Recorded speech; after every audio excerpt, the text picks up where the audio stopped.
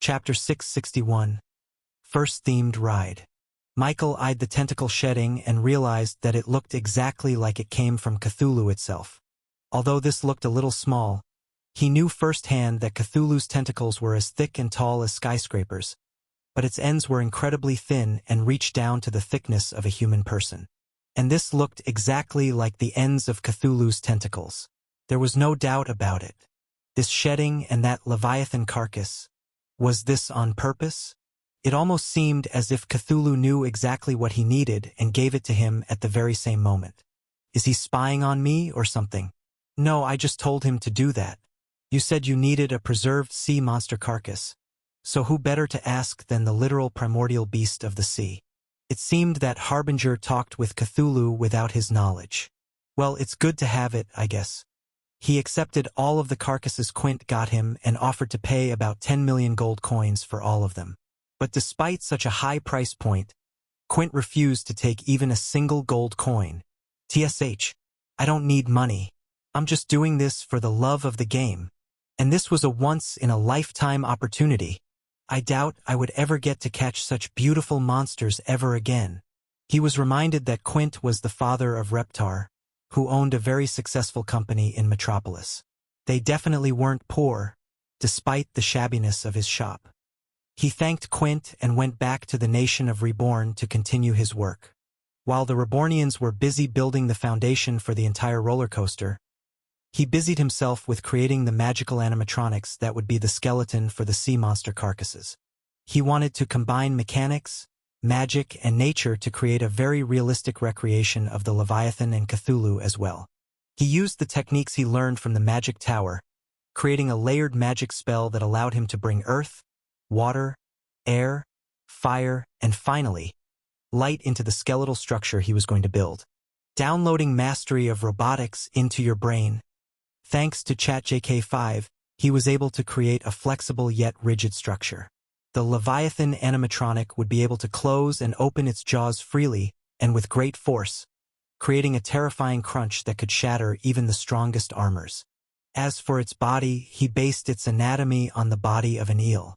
He used the way it contracted its muscles to swim across the ocean at incredibly fast speeds, with its fins controlling its movement to the right or left. Once the basic structure was done, he didn't forget to add the little details. That was what would truly make this animatronic believable. And thankfully, he had his own memory to rely on. He remembered how the small fins on its back waved in accordance to its movement, the way its scales flared up when angry, and the way that each bony structure in its face became the product of peak evolution that focused on hunting its prey. He molded all of that into the animatronic, eventually forming a monster that could swallow an entire school bus with ease. Once that was done, he began filling it in with the carcass he got from Quint.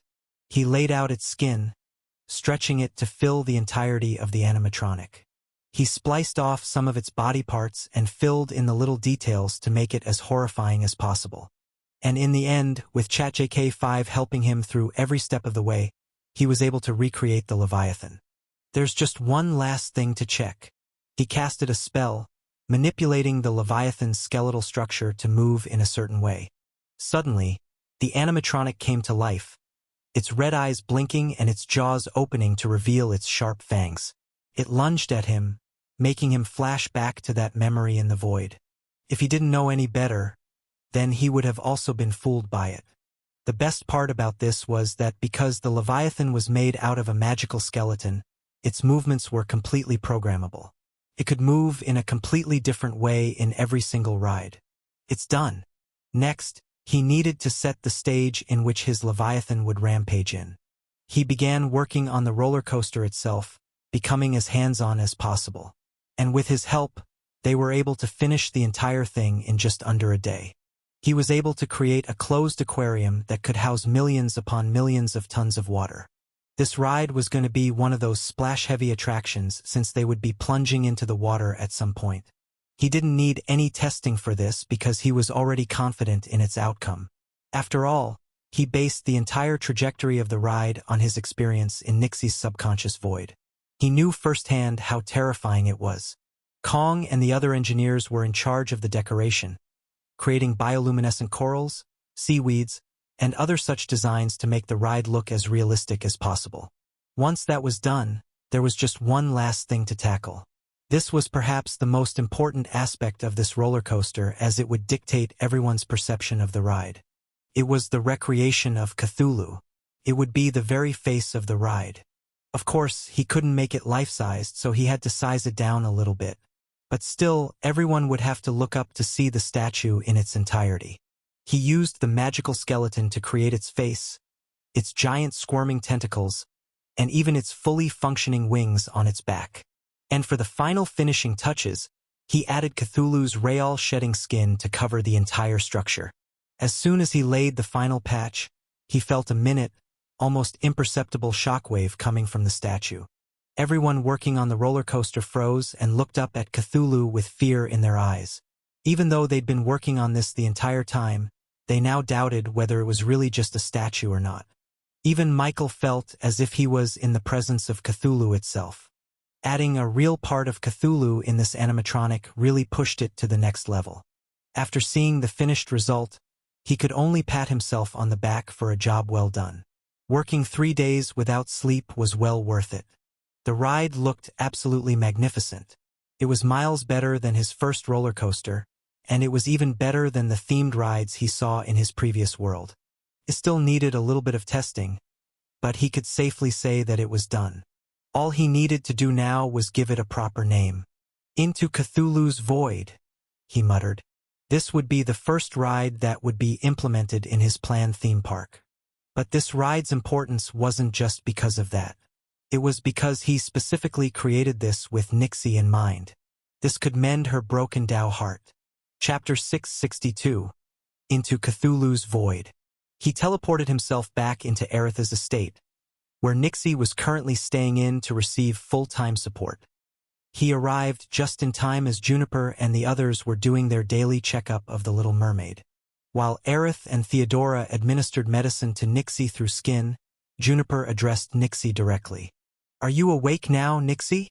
Juniper asked, moving her hand across Nixie's face.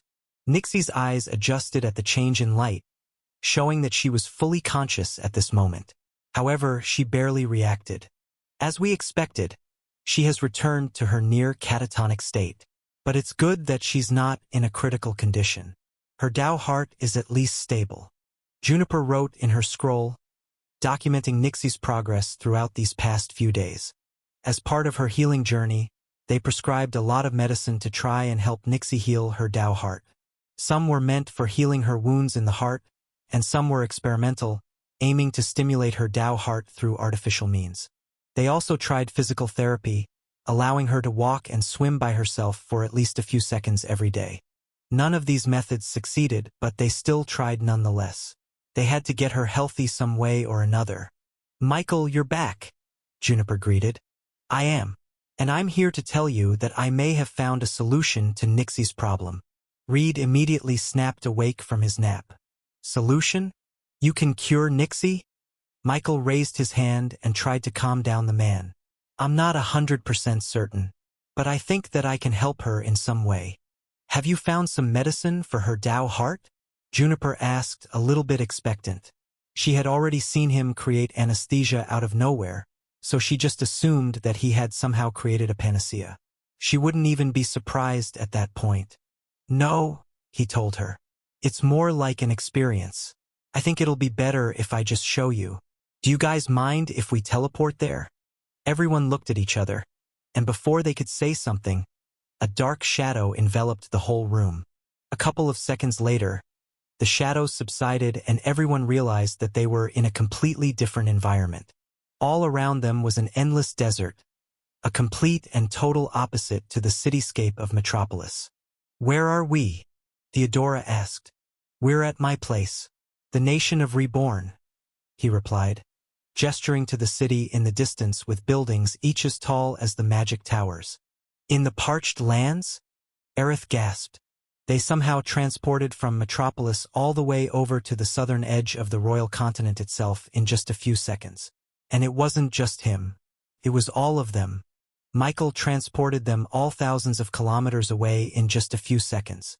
Not only that, but when she looked over to the nation of Reborn, She was gobsmacked at the sheer magnitude and size of the territory.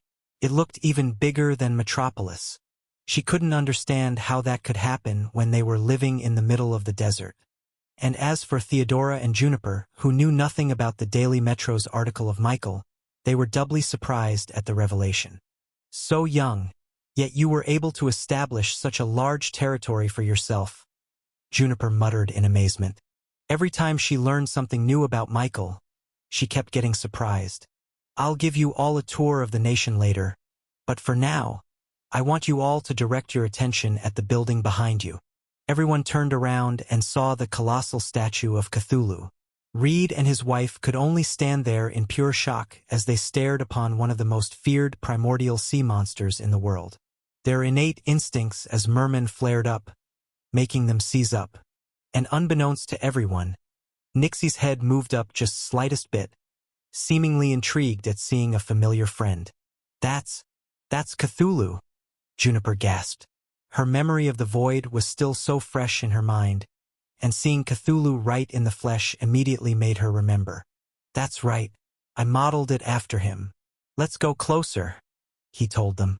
They began walking towards Cthulhu, with an invisible sensation of dread becoming ever more stronger. Reed had to remind himself that this was not real. Just then, they heard the clanking of metal accompanied by a mix of screams. Some were excited, while most were exhibiting their primal fear. Everyone looked at the bottom of the statue and saw mermen boarding onto the ride and getting strapped to their seats. They were the ones who were screaming. Kya! Michael asked Serena, Morana, and the rest of their merman attendants to be the first riders of Into Cthulhu's Void, and they happily obliged. Though after being strapped into their seats, some of them looked like they were regretting their choices. The roller coaster ride then started its ascent, with the railings spiraling up Cthulhu's entire body before eventually ending up at its mouth. The tentacles around Cthulhu's mouth squirmed before it opened its jaws and welcomed its first riders. Reed and his wife held each other in fear, thinking that Serena and the others were devoured by this Cthulhu statue. Then, a few moments later, they heard their screams echo out from Cthulhu's mouth yet again. This continued on for about 2 minutes before the ride exited out of the mouth and returned back to the ground. Reed immediately ran towards Serena and the others, seeing them completely drenched. "Are you guys all right?" he asked them. Moirana, the old mermaid, had her head down rested on the armbar. "In all the years of my life, I have never felt so alive." "Huh." Serena turned towards Moirana. "That was awesome, right? I want to go again." The other mermen had a similar reaction. "Yeah, mistress. That was exciting and terrifying at the same time. I feel my heart racing." "Oh, did you see the Leviathan? I thought it would have gotten us each time." "Ha ha ha. You should have seen the look on your face. You're one to talk." Reed was completely confused to see their reactions. They screamed throughout the entire duration of the ride. Yet now, they were acting as if it was the greatest thing that they had ever experienced in their lives. "What is this?" he asked them. Serena turned towards him. "This is called a roller coaster, and it is one of Michael's greatest inventions yet. You should try it as well, Sir Reed." Michael and the others finally caught up to Reed. And just like him, Juniper and the others couldn't understand the dichotomy in their reactions. They were scared out of their wits, yet they wanted to go again. "You guys should try it," he told them. "It might look like it's dangerous, but everything is completely safe." Of course, the first-timers were a bit apprehensive. They had never seen this kind of thing before. The sheer scale of Into Cthulhu's Void was inconceivable in their minds, making the dread of riding even worse. I can't," Reed said. "I am deeply afraid of Cthulhu. We'll just..." And just as he turned around to look at his daughter, he was surprised to see that she was looking up at the ride intentionally. Chapter 663, Fear Worth. Nixie had never looked up at anything, ever. She always had that absent-minded look that seemed to stare out into nothingness. Yet now, Reed could see a hint of clarity in her eyes as she gazed upon the gigantic statue of Cthulhu. "Nixie, my daughter, she's..." Welling up with emotions, Reed couldn't quite bring out the words to describe his joy upon seeing a hint of his daughter coming back to normal. "She's reacting to the Cthulhu," Juniper muttered. "It makes sense. This entire thing looks like it was ripped straight out from her subconscious void. For the first time in her life, she is feeling as if she belongs in the real world." Juniper looked at Michael, surprised at his ingenuity. Just like he said, he found a way to help stimulate Nixie's heart. He brought her subconsciousness into reality, tempting her to finally face the world. "This can help her," she said. "Close proximity with the Cthulhu will allow her to slowly warm up to the world." "There's a better way to do that," Michael interjected. "We can have her ride the roller coaster." His suggestion seemed insane at first, given how scary the ride seemed to look. Then Juniper realized something. This may be the way to help Nixie strengthen her Tao heart without exerting her body. She could experience great emotions without having to physically strain herself. That was one of the problems of her Tao heart. They couldn't strengthen it because she was far too weak to stimulate it through normal means like fighting or sparring. But now, this roller coaster offered Nixie a way to solve that, circumventing the physicality of it all entirely. Reed approached his daughter. "Nixie, do you want to ride the roller coaster?" he asked her. Nixie turned towards him and gave a subtle nod. Reed and his wife stifled their gasp. They had never seen Nixie respond to them before. In just a few seconds of being close to the roller coaster, Nixie had progressed far more than what they achieved through years and years of effort. "We'll go. I'll accompany my daughter," Reed said, gulping down his fears. He then picked up his daughter and placed her on the roller coaster before taking the seat right next to hers. Behind them were Juniper and the others who wanted to try out this roller coaster to see what was so special about it. Michael personally locked their seatbelts, adjusting Nixie's seat to accommodate her small stature. Once that was done, he gestured to the operator on the back, and the ride soon went off. And even though they were just spiraling up through Cthulhu's body, Reed was already grabbing onto the steel railings as if his life depended on it. In comparison, Nixie just sat in her seat with no expression, except with the tiniest bit of a smile forming at the edges of her mouth. The roller coaster ride creaked clink, clink, clink, as they reached the apex of their height. They were now face to face with Cthulhu's mouth, with its tentacle tendrils moving erratically. "You dare enter into the void? Be very well prepared." Everyone jolted in their seats, not expecting to hear Cthulhu's statue speak as if it was a real living being. Juniper was the most surprised, as she realized that it sounded exactly the same as the Cthulhu they met in the subconscious void. How did he replicate it with such accuracy? She asked herself. However, this was not the time to think. Their ride entered Cthulhu's mouth, with mist spraying around them. Just then, their ride seemingly dropped out of the railings and into the water, creating a splash. This surprised them as they couldn't see anything inside Cthulhu's mouth. It was pure darkness, adding only to the dread of what's to come. They continued to float in the water, which seemed to be slowly picking up in speed as they continued onwards. Then, they heard the sound of water rustling like a river. Its intensity gave them a hint about its speed, making them realize that this wasn't a gentle stream, but a waterfall instead. Everyone held onto their seats as their ride plunged into the darkness. They screamed out their lungs at this unexpected descent. It wasn't long before they crashed into the water, submerging them for a few seconds before their ride floated back up. "That's ocean water," Reed realized. That water came straight from the sea. Then, they saw lights emerge around them. Everywhere they looked, they saw an entire ecosystem of marine animals living in the deepest depths of the ocean. They saw bioluminescent fishes glowing with prismatic colors. There were corals pulsating with lights. This made Reed feel like he was back home. He looked to his side and saw Nixie's eyes wander around the room. The cloudiness in her gaze was starting to fade, becoming replaced by an iridescent green. "Whoa! Amazing!" Juniper and the others had never experienced such a sight.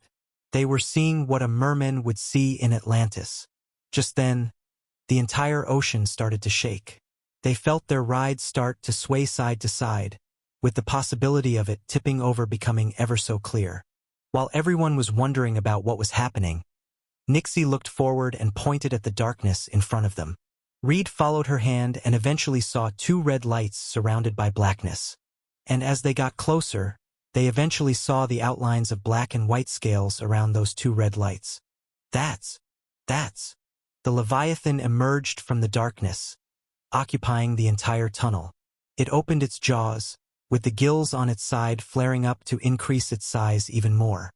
Ah! Reed screamed, utterly terrified. The fact that he had absolutely no control over the ride made him feel like he was being served up on a platter for the Leviathan to eat. Finally, the Leviathan lunged at their ride. But thankfully, the ride somehow stopped in place just a meter away from the Leviathan's terrifying jaws. Angry at its failed attempt, the Leviathan opened its jaws again and pounced on them again. This time, their ride reversed backwards as it tried to escape from the monster. The Leviathan chased after them, using its jaws to chomp down at Reed and Nixie, the two closest to the monster. Still, their ride was able to just barely escape out of the Leviathan's jaws each time. However, that didn't seem to have mattered as Reed felt like his soul was going to emerge out of his body due to pure horror. He was starting to regret going into the ride in the first place. Hi. Reed turned towards Nixie and saw her with a full smile. She was grinning each time that the Leviathan tried to chomp at them. Nixie, he said, starting to smile. Seeing her like this made all the fear and horror become worth it. However, as if testing his words, the ride suddenly came to a stop as they hit the very back wall.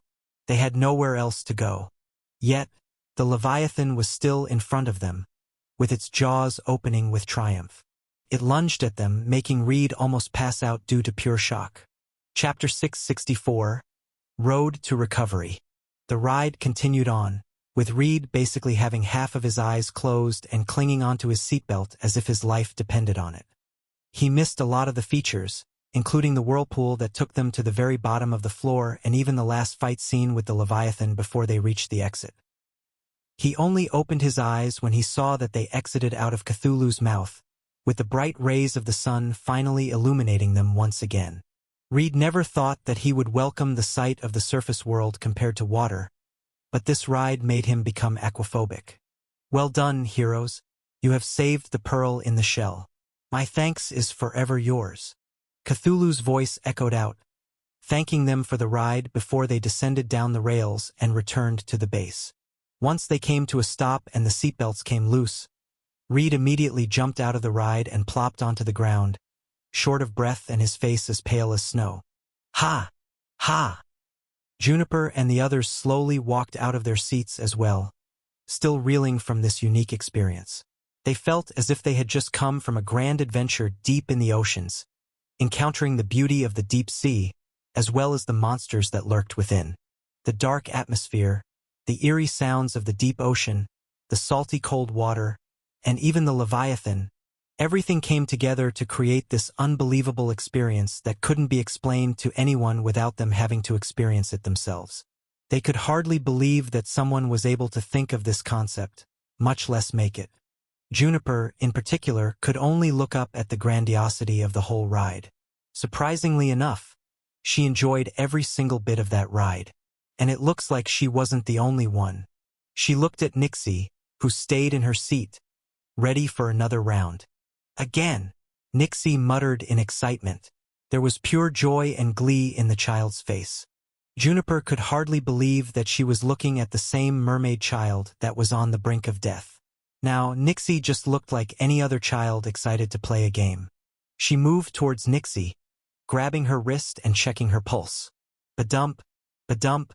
Her heart rate was healthy, healthier than it had ever been her entire life. It was beating loudly enough for Juniper to even hear it. Amazing, she muttered. This roller coaster has strengthened her Tao heart.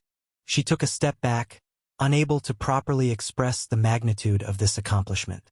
This had never happened before. There were some beast folks who miraculously recovered from their curse, but that was because they were able to survive a rigorous training regimen meant specifically to strengthen their Tao heart. Even then, Juniper heard that the success rate of that whole process was less than 1%. Sinclair considered it dangerous, and made a vow to not condone such actions. Of course, people still did it through pure desperation. But now, Michael seemed to have found a safe way to properly strengthen a Tao heart. All those afflicted with the curse no longer had to gamble their lives to cure their disease. "Oh, my sweet daughter!" Nixie's mother dashed to hug Nixie, amazed at her total transformation. She was so focused on her daughter that she didn't even notice that her husband was throwing up on a trash can due to ride sickness. Eventually, Reed recovered enough and returned to his family's side. "Miss Juniper, this is a miracle," he rejoiced. "It is," Juniper replied. "If she continues to strengthen her Tao heart at this rate, then she'd completely get rid of the curse in a year." Reed and his wife immediately beamed up at such good news. All the verdicts they'd heard throughout this whole affair were pessimistic estimates of their daughter's lifespan. But now, for the first time ever, someone was giving them a time estimate to her full recovery. "Dad, Mom, again," she said, looking at them with anticipation. "Okay," Reed replied. He was going to camp on this roller coaster for an entire year if he had to. He then turned towards Michael, giving him a big hug. "Thank you. Thank you. You don't know what this means to me. I am ready to give my life to you in exchange for letting my daughter recover in this roller coaster." Michael scratched his head awkwardly. "It's nothing," he replied. "I'm just happy that I can help Nixie." "You did more than just that," Reed insisted. "You saved her life. You saved mine. You saved my family's.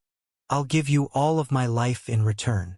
Basically, Michael was being offered to get Reed's entire wealth and his belongings just because of their gratitude towards him for curing their daughter. That was a lot of sand dollars. He'd practically be rich in terms of sue drops. However, he just wouldn't feel right taking advantage of vulnerable parents like Reed. "Instead of paying me back, I have a little favor that I want you to fulfill," he said to Reed. "I want you to spread the word about the roller coaster. I want more mermen to know that this is the place where they can have their Tao hearts stimulated without the drawbacks." Reed wasn't just a wealthy merman. He was also influential and well-known amongst the merman community. Just one word from him would be enough to get their attention. If this roller coaster got his seal of approval, then many mermen would believe the roller coaster's properties almost immediately. This was his true goal. He didn't just want to earn Reed's sand dollars. He wanted every merman to cycle their money through him. He might have rejected a lot of sand dollars right now, but that would be nothing compared to the potential income he would get if thousands upon thousands of mermen would visit his theme park every day. There was once a famous saying back in his old world: "Give a man a fish and he will live for a day, but teach a man to fish and he will live for a lifetime." Michael wanted to learn how to fish. He wanted to attract as much mermen into the nation of Reborn as possible. That was the only thing he was going to get a steady stream of sand dollars coming his way. And as a businessman himself, Reed seemed to understand Michael's intentions very clearly. "You have a bright future ahead of you," praised Reed. "I shall do as you say and invite as many mermen into this place as possible. However, that really isn't a favor to you. It's more of a favor to me and my fellow mermen. There are going to be a lot of other people cursed with a weak Tao heart that could be saved with this roller coaster. It is my duty to lead them here and have them gain hope just as I have. So aside from that, I shall also give you 100,000 sand dollars now, and 10,000 more every month as compensation to let me and my family stay in your nation as we go through Nixie's recovery." Chapter 665. Sand dollars acquired. Aerith and Theodora couldn't believe what they just heard. He was going to give Michael 100,000 sand dollars now and 10,000 more every month. All the other companies in Metropolis, both major and minor, would be extremely satisfied to earn 1,000 sand dollars in a single month from this upcoming parade. But now, Michael would be able to get a guaranteed 12 drops of sue in a year just from that alone. Meanwhile, Reed reached down into his pockets, revealing a small pouch and handing it over to Michael. Michael opened it and saw a mini pocket dimension inside, storing a mountain of these circular green objects with the texture of corals. He picked one up, observing it closely. "So this is a sand dollar," he said, intrigued at the currency that the merman came up with. The sand dollar was about as small as a normal coin and had a trident stamped on its front.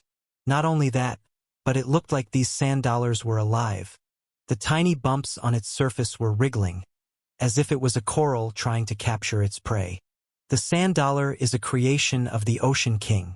We value this currency because we feel much closer with him when it is by our sides, making us feel secure. That's true. With 110000 sand dollars in my hands, I do feel secure. Thank you. I really appreciate this, he said to Reed while pocketing the pouch. It's the least I could do. In fact, I have a piece of advice for you that you should follow.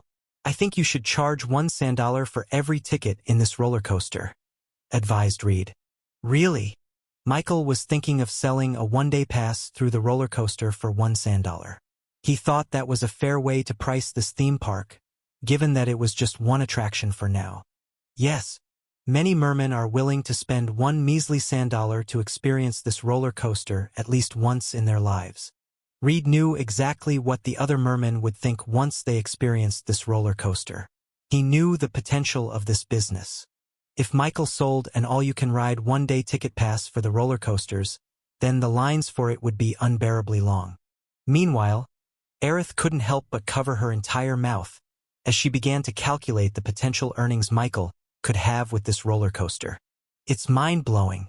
If he's able to get a lot of mermen as his customers, then it'll just keep growing and growing, and she couldn't really be jealous of all this either. After all, she knew that she would never be able to do what Michael had done. Theodra couldn't help but be amazed as well. She had treated Michael as this inferior because he was young. She was thoroughly disproved. It's truly extraordinary what he was able to do, Juniper praised. I do not think that there's anything that can top his potential. It was at that moment that they suddenly heard a loud beeping from the gates. Juniper and the others watched as 4 large automobiles parked near the entrance. What is that? Juniper and their Dora asked simultaneously. Aerith, on the other hand, recognized it immediately. That's the automobile. Yep. It's getting late now, and I think that you should all stay the night in the nation of Reborn. They all looked towards the nation of Reborn, with the sun already setting near the horizon. Then, the final burst of orange light flashed from the sun, before completely disappearing on the other side of the world. As night fell, the lights in the nation of Reborn littered the skies. This little piece of land in the desolate, parched lands was even brighter and more magical than the starry night above the skies. I stand corrected, Juniper said, stifling her shock. This was the first time any of them had ever witnessed the power of electricity. While everyone was staring in wonder at the lights of the nation of Reborn, Michael felt a tug on his shirt. He turned around, only to see Nixie looking up at him. What is it, Nixie? You want to ride in the roller coaster again? Cthulhu, there. She pointed at Cthulhu's head, which had just swallowed a new batch of merman riders. I used the shedding skin of Cthulhu to make it look realistic, he explained to her. Cthulhu? It talked. Oh yeah, we made a pre-recorded voice to play throughout the ride. Nixie shook her head, refusing his explanation. Real presence. Because of her words, he looked back up at Cthulhu. But still, he saw no signs of life from the giant statue. What's she talking about? Kukuku. That old bastard. He's bored. He put a little bit of his consciousness into his shed skin so that he could see through the eyes of the statue. Nixie was right. He's really taken a liking to you. It's not every day that a primordial sea monster would bless an object from the surface world. It was probably because of Cthulhu's real presence that the ride looked extremely realistic. And for that, he was thankful. Nixie then looked up at him. Thanks, big bro. She then turned around and walked back to her parents. That little interaction warmed Michael's heart. She couldn't even walk or talk just a few hours ago. He really was making a difference in the world. Once the night fell, Michael had the Rebornians escort the guests to the nation of Reborn via automobiles. Aerith, Theodora, and Juniper were even more surprised with the car ride than the roller coaster. For the two unfamiliar with automobiles, they were shocked to learn that it didn't use any magic for it to travel so fast. As for Aerith, she was gobsmacked to learn that practically every Rebornian owned an automobile to ride. This was a completely new environment that they weren't used to. They felt like they were in an alien world. Skyscrapers, electric lights, and the overall unfamiliar technology around them made them feel out of place. Michael led them to their own guest houses.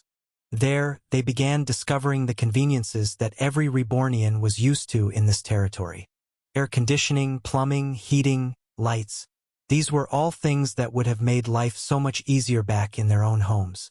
Reed and the other mermen, in particular, loved how water was so easy to access with just a turn of a lever. Just from that alone, they knew that they didn't want to stay anywhere else in the surface world. They'd be happy just living in the nation of Reborn throughout the remainder of their visit. Meanwhile, Juniper was just taking this all in as she was starting to realize that Michael was destined for greatness beyond Metropolis and even beyond the royal continent. The nation of Reborn was the single best city she'd ever been in. And from what she'd heard, they'd only built this a few years ago. Their progression was absurd. And it was all thanks to one man, Michael Vanderbilt. She finally knew his last name after seeing his face plastered over everything in this nation. So the genes of the Great Lion have been passed down after all, she muttered. Chapter 666. Summer Vacation. Vanderbilt's feats were legendary. Too legendary, in fact, that many people were quite disappointed that none of his descendants could quite live up to his name despite his many offsprings. Of course, there were some notable figures within their family, but none had that same killer instinct as their patriarch. But now, Juniper was seeing something within Michael that the rest of the royal continent and the world had yet to see. He had it all. He had the strengths with a power far-reaching than his own cultivation level. If he was already this strong while he was still a fourth stage, then she could only imagine what he'd become in the other realms. He had the brains, allowing him to build all of the innovations that the nation of Reborn had to offer. Not only that, but he seemed to have something that not even his grandfather was able to accomplish. He had tremendous allies. He was starting to build an empire, one that even drew the elusive fairies out of their hiding. And now, she could see him have a relationship with the mermen as well, attracting them with a roller coaster that solved the curse plaguing their hearts. Even Eyes wasn't able to do that. I don't know how Sinclair's going to react once she finds out that the one who figured out how to create a numbing liquid for surgery would be a Vanderbilt, of all people. She laughed at all the times Sinclair expressed her frustrations to her about how Eyes didn't even know to tie a gauze. Meanwhile, as the others made themselves comfortable in the nation of Reborn, Michael suddenly felt a tug on his shadow. Upon closer inspection, he realized that someone was contacting him from the royal mansion in Metropolis. He already knew who it was. He transported himself into the shadow, becoming face to face with the Duchess herself. "Hey, Duchess! What's up?" "What's up?" the Duchess asked, calmly sipping her tea and not making eye contact with him. She seemed grouchy. Is something wrong?" he asked her again. "TSH, is something wrong?" he asks me. I can't believe the gall. "Yes, there's something wrong. I can't believe that you didn't invite me to your little trip back to your nation." She slammed her tea on the table, causing most of it to splash outside. This was the first time he'd seen her get so worked up. "Oh, how'd you know about that?" "Of course I'd know about it. Reed and the Mermans are high-profile people that I am keeping an eye on at all times. Their disappearance certainly reached my ears. Not only that, but many people reported having difficulty using their magic near the scene of the crime. You must have used your large-scale teleportation spell again." The Duchess pieced the clues together like a detective. He was impressed. "How'd you know it was me?" The Duchess reached down into the table and picked up a violet slime, who seemed to be quite content sitting on her lap. "Fudge told me," she said. "Master, Regina's been wanting to enter the nation of Reborn for a while now. Can't we let her?" "Regina? They're on a first-name basis now?" He didn't know if he was okay with Fudge being friends with the Duchess. The slime was already quite mischievous all on his own without having support from the single most influential person in all of Metropolis. He could only shudder at the thought of Fudge being in the ears of the Duchess, giving her misguided advice. Fine, Duchess. I invite you to the nation of Reborn. The Duchess beamed. He said yes, everyone. Immediately, Prince Harry and Princess Elizabeth came into the room, with spouses and their children right next to them. They all wore summer attire, as if they were getting ready for a day at the beach. I can't wait. I heard the sun in the parched lands is good for tanning my skin, Elizabeth said. That's a good idea, sis. We'll tan while the children play in the waters, Harry replied. Meanwhile, the small children chanted, "Swimming! Swimming! Swimming!" Michael slapped his head. I think they're mistaking a desert for a beach. He couldn't even correct them because they were too busy being excited. 001. 002. You guys are in charge while we're gone. Okay? We'll be gone in 1-2 weeks tops, the Duchess bellowed. Then, she turned to Michael and waited for him to use his shadow spell. Having no choice in the matter, Michael transported the whole royal family into the nation of Reborn. Whoa! There's a lot of automobiles. The buildings are so tall, and they have stars in them. Everything here is so cool. While the kids were admiring the new scenery, the Duchess, Harry, and Elizabeth were stunned into silence. They never expected to see such a stark difference between Metropolis and the nation of Reborn. It was like night and day. Metropolis was a capital city, meaning that it was one of the biggest and most advanced territories in all of the royal continent. Yet, it looked like nothing compared to this. Unbelievable. The structure, the quality, the organization, everything here is top-notch, the Duchess praised. She knew just how hard it was to create an organized rule in a territory. Yet, Michael was able to have a cohesive identity for all the Rebornians through the architecture, the design, and even the culture. Automobiles were driving in neat lines. Pedestrians would cross only when the lights turned green. And most impressive of all was that there was no trash or garbage anywhere in the streets. All were neatly stacked on garbage cans with 3 different categories for recycling. This is a utopia, Prince Harry said. I want to explore every inch of this place, Princess Elizabeth muttered. But just as they were about to embark on a tour of the nation, the kids' attention was suddenly pulled towards a scream from the distance. They turned towards the giant Cthulhu statue on the horizon. What's that? That's cool. Look, there's people on it. I want to go there. Finally, the Duchess noticed the primordial beast of the sea, and suffice it to say, she was shocked. Cthulhu? It's one of my newest attractions, Michael explained. It's a roller coaster-themed ride called Into Cthulhu's Void.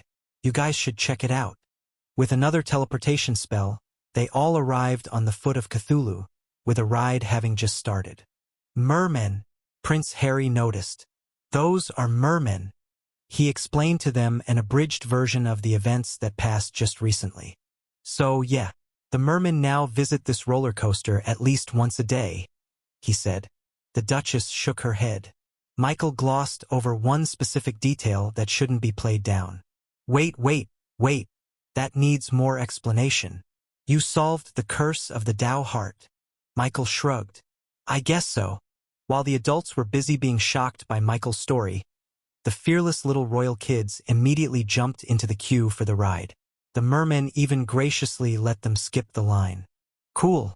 We'll go up that monster's mouth. I'm excited.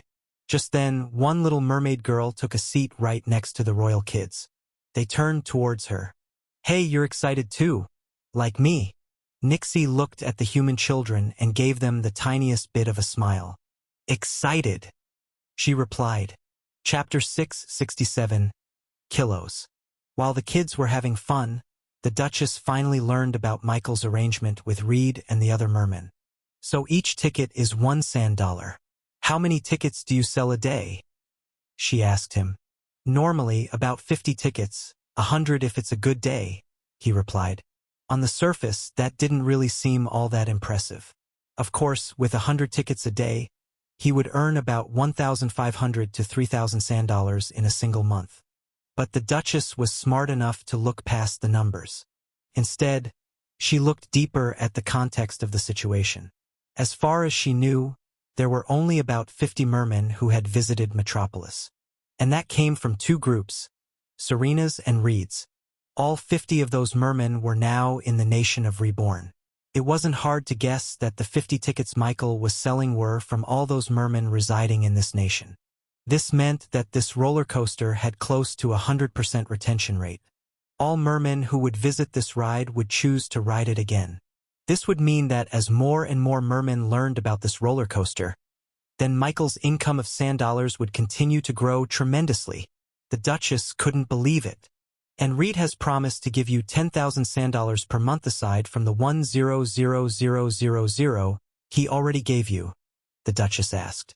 Yup, Michael replied. She then looked at him with all seriousness.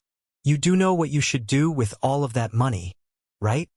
With the 1,000,000 sand dollars he currently had now, he could purchase 10 more Sue drops without a problem. Serena already told him that he could purchase those drops from her any time that he wanted.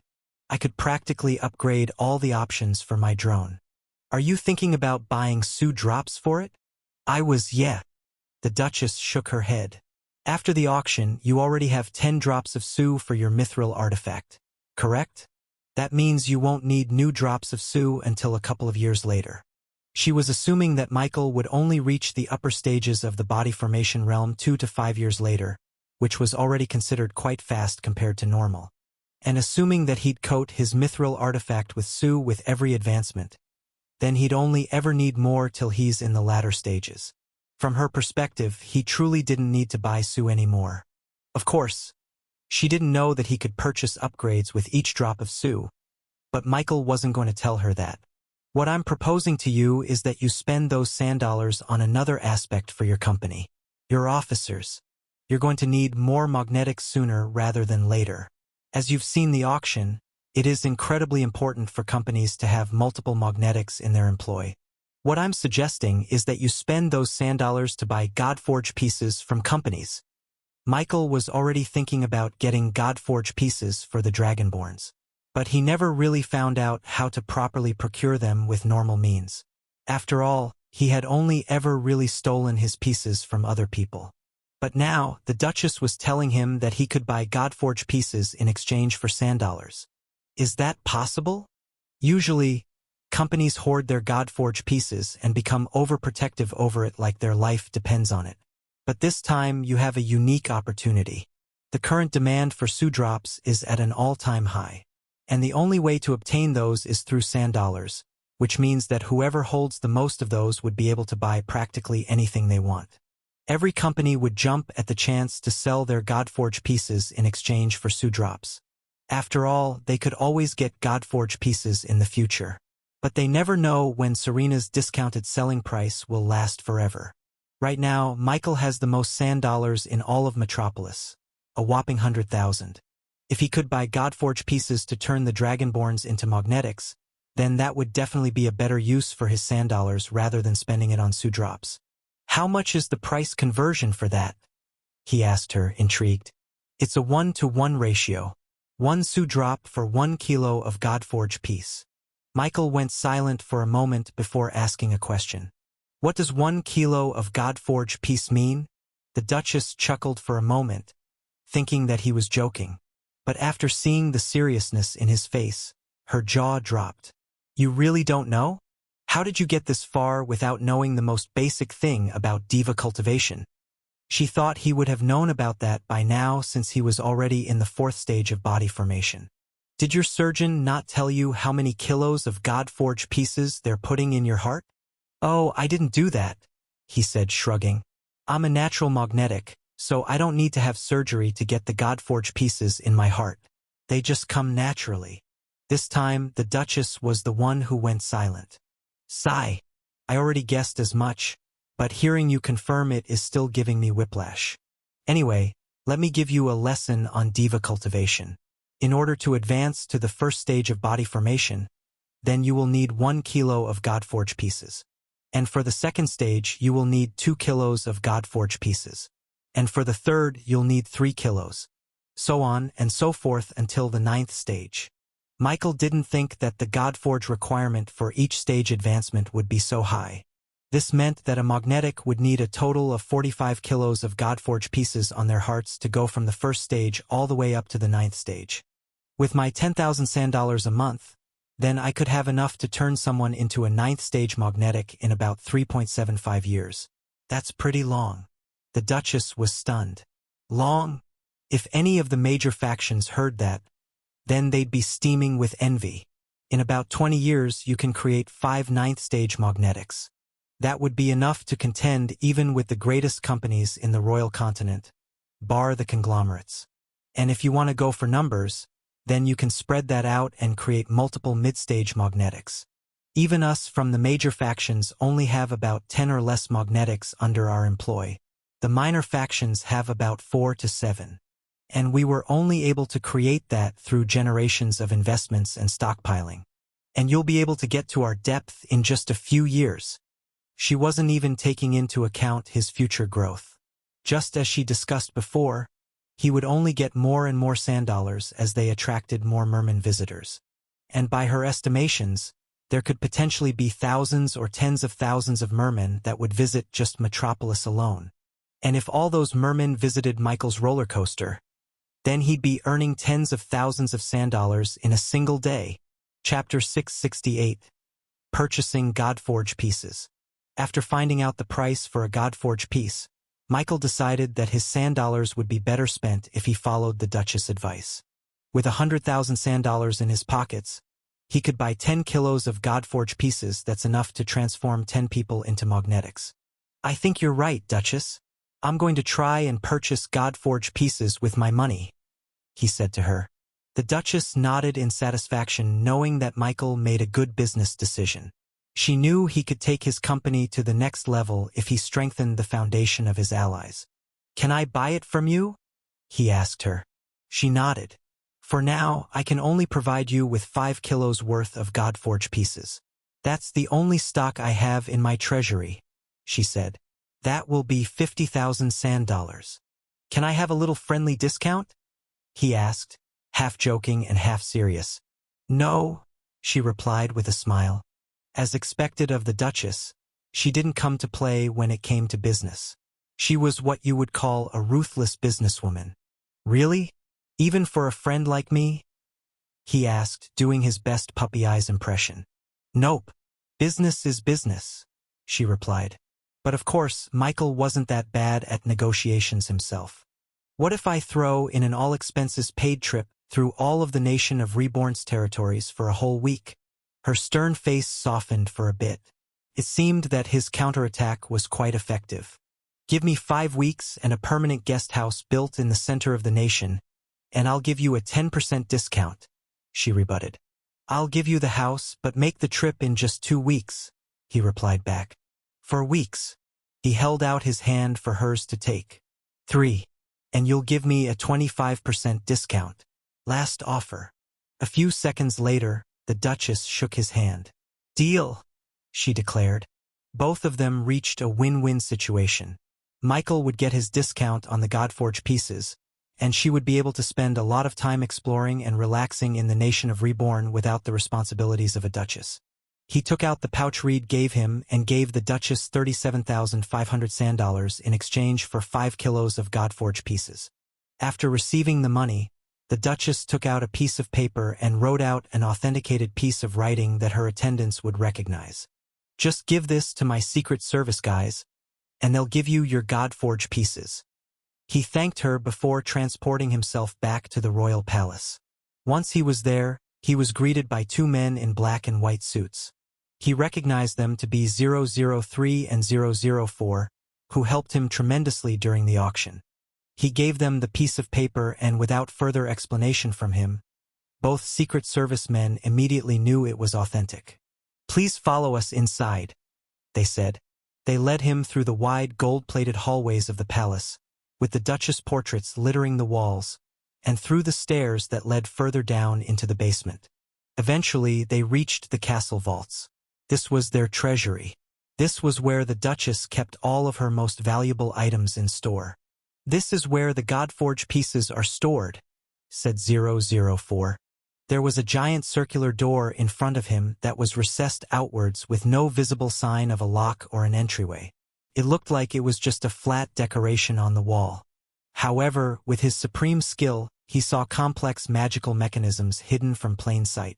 Not only that, but there were about 10 different people hiding in the shadows, watching anyone that came near the vaults.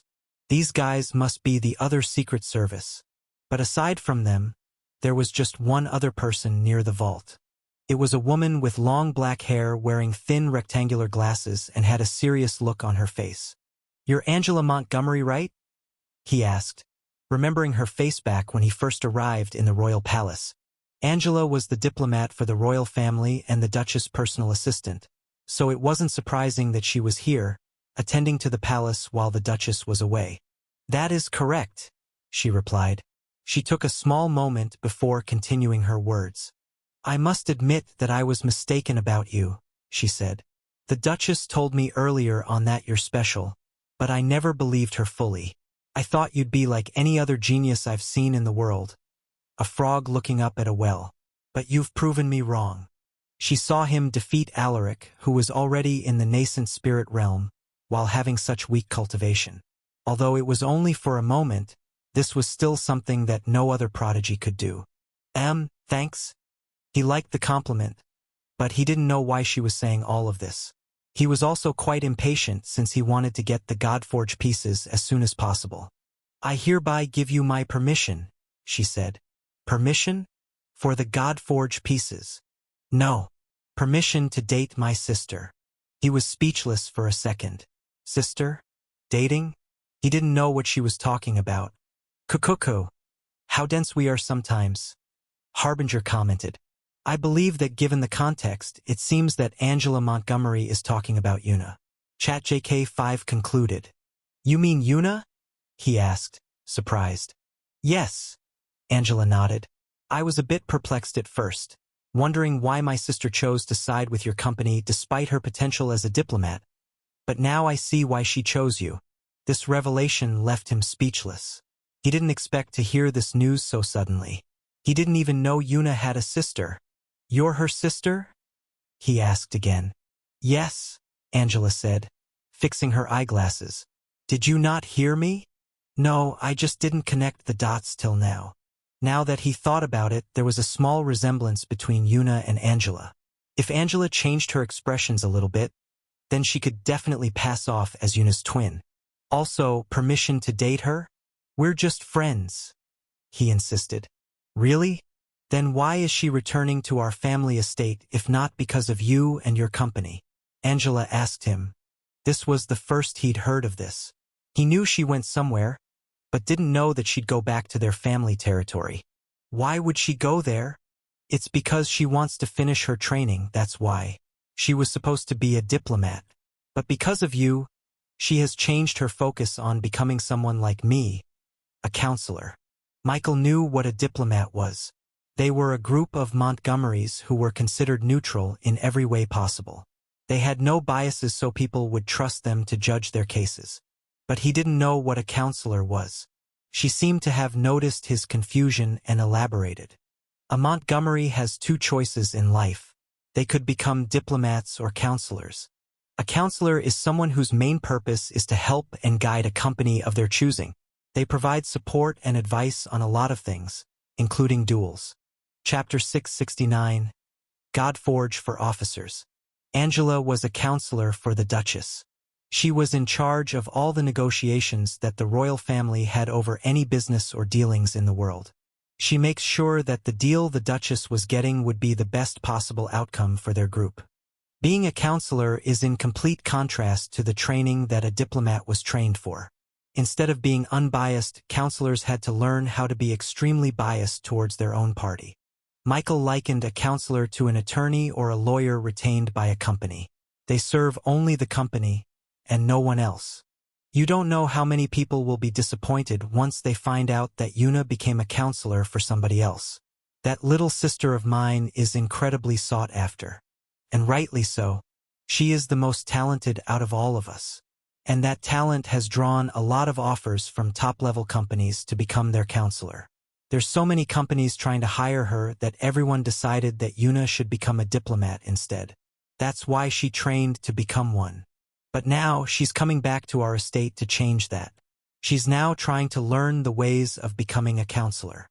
Michael never thought that Yuna would be choosing such a major decision in her life because of him. She never really talked about any of that. She just told him that she liked the good that the Reborn company could do in the world. That's her decision. I'll support her either way, he declared. Angela looked at him, narrowing her eyes to try and discern his thoughts. Only after a few seconds did she finally nod in satisfaction. I see your genuinity. You won't make my sister's decision a bad one, she said. Then, she quickly turned around and cast some spells towards the vault. Multiple magic circles appeared coinciding with the wall, each one complex and stacked upon each other for encryption. Eventually, some kind of mechanism activated, with the circular vault doors opening to let Michael see all of the treasures hidden inside it. Angela walked inside the vault and eventually came out carrying 5 shiny silver boxes with a stainless steel-like surface polish. She walked over towards him and handed him the boxes. As soon as it landed on his hands, he could feel his heart pulsating with reactivity. It immediately noticed the Godforge pieces in its vicinity, urging him to absorb it as one of its own. He reined himself in. These Godforge pieces are not for him. I bid you good luck on your journey, and take care of my sister for me.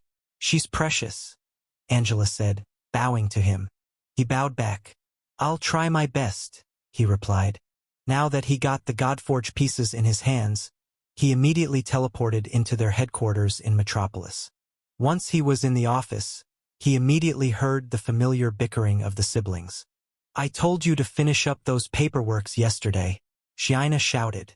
And you don't even have an excuse. You didn't practice your fighting skills at all. Zion waved away his sister's concern. PSHH. It's better to play a game rather than do work. As usual, the 3 troublemakers and their one forgetful uncle had gathered to play their board games. Fudge, Zion, Vivi, and Grieve sat in a circle, passing around Uno cards with excitement. Shiina shook her head, disappointed. Then finally, she noticed Michael's arrival. Lord Michael, I apologize for what you saw, she said, bowing. Zion has been acting up a lot recently. He's just not doing any of the work that he's supposed to do. That's just how Zion is, he replied. But Lord Michael, he's doing even worse than Jakku. Okay, that is a problem. If Zion was doing less work than the self-proclaimed laziest person in the entire world, then maybe there was a problem.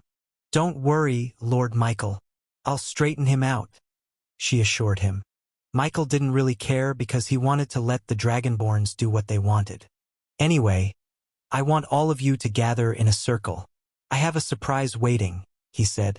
As soon as he said that, both Fudge and Zion immediately got out of their seats and pestered Michael to no end. Surprise? A gift? Show me. Show me. Eventually, Shiina had all of the major officers of Reborn gather for a meeting.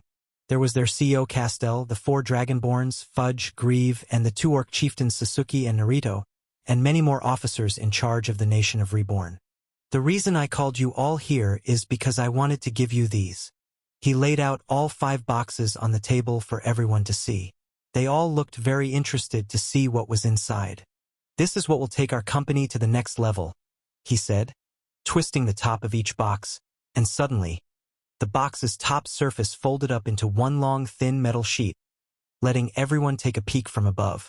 They saw a tiny metal piece floating in the box, less than the size of a fingernail.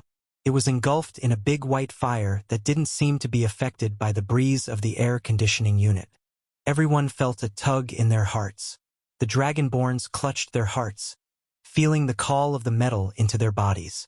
They didn't know anything about this metal, but they knew that it could only belong inside their hearts. Lord Michael, these are Godforge pieces, he revealed. Each one is able to turn a normal person into a magnetic. Zion's eyes lit up. Like that cool diva above your head. You mean to tell me that if I have this, then I could also have cool-looking metal arms like you? A diva differs from person to person. No two can be the same, he explained. Still, I want one, Zion said, reaching towards one of the boxes before Shiina stopped him. Hey, that's not for you. Only Lord Michael can decide which one of us can have the privilege of becoming a magnetic. Shiina straightened her posture with a proud look on her face. It looked like even she wasn't immune to the call of the Godforge pieces. You guys should decide which one of you will get one first. Right now, only 5 of you can get it. But in the future, everyone will have a chance, he promised.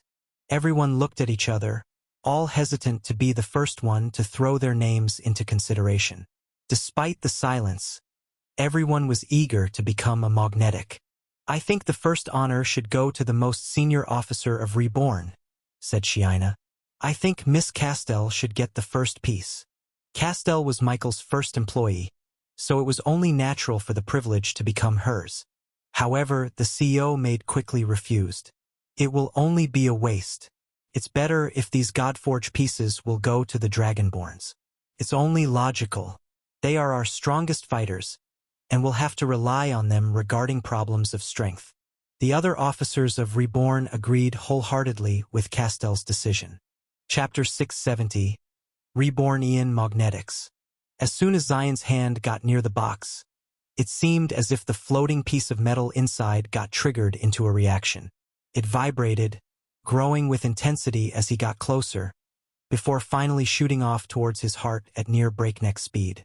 With the force of the Godforge piece hurling at his chest, Zion was thrown back, colliding against a few desks before crashing on the concrete wall. The Godforge piece slowly seeped into Zion's red scales, before eventually reaching into his inner system. The metal traveled through his veins, instinctively finding its way through his organs and into his heart. After crashing into the wall, Zion grabbed his chest and tried to feel for any entry wound but found none. Huh? He asked out loud. What happened? Where did it go? Meanwhile, Michael watched all of this with his drone watching from every angle. With his ability thermal vision, he now saw the tiniest speck of orange light coming from Zion's heart where there weren't any from before. This was proof that Zion was now a fully fledged magnetic. The Godforge pieces didn't reject him. It worked, Michael rejoiced inwards. There was a part of him that thought that this wouldn't work, especially since it was common knowledge that demihumans couldn't become magnetics. But of course, he now figured out that the reason for that was because of their lack of talent. Without talent, there was no diva. However, the Dragonborns did have talent. In fact, every Rebornian all had talents, whether they were humans or demihumans alike. With his supreme skill of gift bestowal, he was able to awaken the hidden talent within anyone. Congratulations, Zion. You are now a magnetic, he said to the red-scaled Dragonborn. Whoa! Erg! Zion balled up his fist and scrunched up his face as if he was trying to push out his bowel movements. After a while, he got tired. Ha! Ha! Why is it not working? Where's my robot arms? You have to awaken your diva first, and that can't be forced. You have to naturally find the answer within yourself. This saddened Zion. Really? But I want my robot arms now. Is there some secret to awakening it faster? Even though he'd gone through this before, Michael couldn't give any concrete advice to Zion. After all, their divas would be completely different from one another, meaning that their realizations and breakthroughs would not be applicable to one another. If he tried to give advice to Zion, then it could push him into the wrong direction, further delaying his diva awakening. You just have to look within yourself to learn about your diva, he said, hinting at the subconscious void within everyone. That was where divas reside. Zion, be grateful that you even have a chance to become magnetic, Shiina reprimanded him. Lord Michael, may I have the honor of obtaining a box? He gestured for her to go ahead. Shiina then carefully approached the box. She reached out with her hand, preparing herself for what's about to happen. The Godforge piece inside vibrated like crazy before shooting off towards her heart. But unlike Zion, Shina's sharp eyes allowed her to follow through the Godforge piece's fast trajectory, as if it was her own arrow. She was able to brace itself as it shot through her chest. But even with that, the force was still enough to throw her back a couple of meters as her foot skidded on the ground. And just like Zion, a small ball of glowing orange light appeared on her chest, symbolizing the sliver of ability power now in her body. Congratulations, Shiina. Thank you, Lord Michael. I shall endeavor to awaken my diva as fast as possible, she said, bowing to him. Now there were 2 dragonborns left. Go ahead, Amisu, said Jaku, who was still lounging in a chair.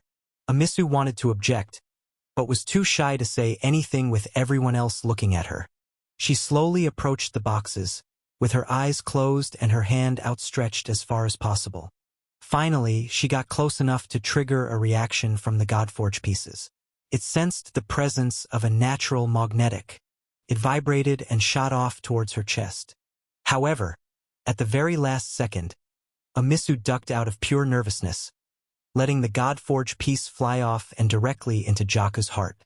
The sleepy dragonborn was suddenly jolted awake as he felt the force of the Godforge piece push him out of the couch and into the air. Kook! Kook! Jaku coughed. Excuse me. I was trying to relax over here. So sorry. Amisu muttered, with her green scales blushing red. But still, Jaku became a magnetic as well, so it was all good.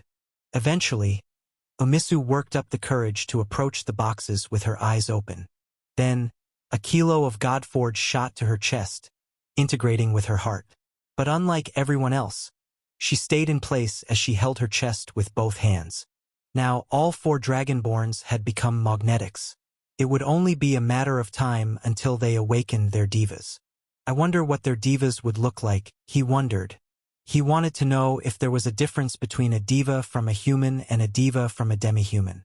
Now there's just one left, he announced. Me. I want one, Vivi said, buzzing around Michael's face. You're a supreme being. I don't think you can, he said to her. But I don't want to get left out, she complained. Everyone's getting Godforge pieces. He didn't know why she was complaining. As a beastfolk, she could already use ability power without Godforge pieces. With Vivi out of the running, there was just one other person Michael wanted to have the Godforge pieces. And that was Grieve. It wasn't out of favoritism, but because he was curious whether an undead general skeleton could become a magnetic. His first thought was that it wasn't possible. After all, he had no heart, which meant that the Godforge pieces had nothing to cling onto. But it wouldn't hurt to try. Harbinger, do you think Grieve could become one? The skeleton? It would be interesting, but he doesn't have a talent. To test this out, he had Grieve come close to the Godforge piece and do as the others did. You feel anything? Oh no, I don't feel anything. Oh, it's because I don't have any skin, ho ho ho. Unfortunately, just as he suspected, Grieve couldn't become a magnetic. It was a shame. This just leaves one more Godforge piece to give someone. Just then, in the corner of his eyes, he saw something violet jumping up and down. He actively tried to ignore it. Is there someone else? He asked himself, racking his brains for an alternative. Master, I'm here, ready for duty. Fudge saluted. Anybody? Is there anybody else? He asked everyone. But no matter where he looked, Fudge would always jump up and present himself to him. Sigh. If there was someone he didn't want to give any more power to, then it would be Fudge. The things that this little mischievous devil could do with reality-bending abilities were terrifying to think about. Chapter 671, Newbie Magnetics. Eventually, he relented and presented the box to Fudge. And unfortunately, as soon as the Godforge pieces got close to the little slime, it shot out towards his body and integrated into his amorphous gel structure. He was half wishing that monsters couldn't become magnetics, but it seemed that the only criteria that it needed was a talent. As long as someone had it, then they'd be able to become one. Fudge chuckled. Despite having Fudge's body being made out of a semi-translucent gel, Michael couldn't see at all where the Godforge pieces disappeared to. He thought he'd be able to see the metal neatly placed inside Fudge's body, but it seemed to have disappeared. He then used his ability vision and peeked through Fudge's internal structure and finally saw the glowing orange light in his nucleus. How do you feel? He asked Fudge. Better than ever, master. My diva shall become the very embodiment of the shadow, Fudge declared. All in all, he was quite excited to see their divas. This would be the first time in history that demi-humans and monsters became magnetics. Meanwhile, in Metropolis, the streets were busy with activity, with royal guards hanging colorful strings on rooftops, and laymen and companies alike repainting their buildings to look as presentable as possible. The day of the parade was coming incredibly close. Many have received word that the convoy of tourists coming from another continent was only days away before they reached Metropolis. And to celebrate their arrival, many took it upon themselves to decorate the streets and make the tourists feel as welcomed as possible. The strings littering the skyline of Metropolis had flags hanging on them, creating an alternating pattern. There were 5 different kinds of flags. One was colored with a deep red with golden etching of a fearsome dragon opening its mouth and breathing fire. This was a flag to welcome the Draconians. The other flag was colored blue and aquamarine. The design stitched onto the middle was something that all companies were familiar with, the sand dollar, which was enclosed in a clamshell and replaced where a pearl should be. Another was a flag with a primarily white color with a gold outline. The symbol in the middle had a green stitching of a giant and lushful tree, which represented the immortal connection that the elves had with nature. Next was a flag with a violet and dark burgundy color. Stitched into the middle was a depiction of a fearsome bat with its wings spread wide and its fangs dripping red blood. This represented none other than the vampire race. The other flag was quite different from the rest, as the material it was made from wasn't the usual silk or linen. Instead, it was real, genuine fur from a wild canine animal. This flag was for the ever-changing werewolf race. All 5 flags represented the major races in the whole world, each under a specific supreme being. The dragons had the Draconian Queen. The mermen had the Ocean King. The elves had the Celestial Elf. As for the vampire and werewolf race, they were both under the same supreme being, the Monster Queen. Before the end of the week, the whole of Metropolis would be welcoming 5 new types of visitors entering the lands. It would be a joyous occasion for all, and especially for the companies.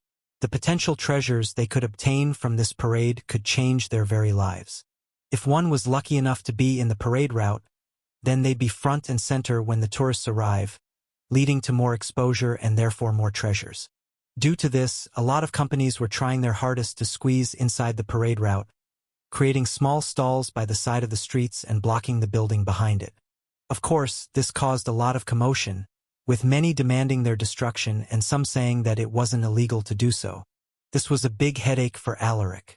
Since he was the one who put all of this together, he was in charge of its maintenance as well.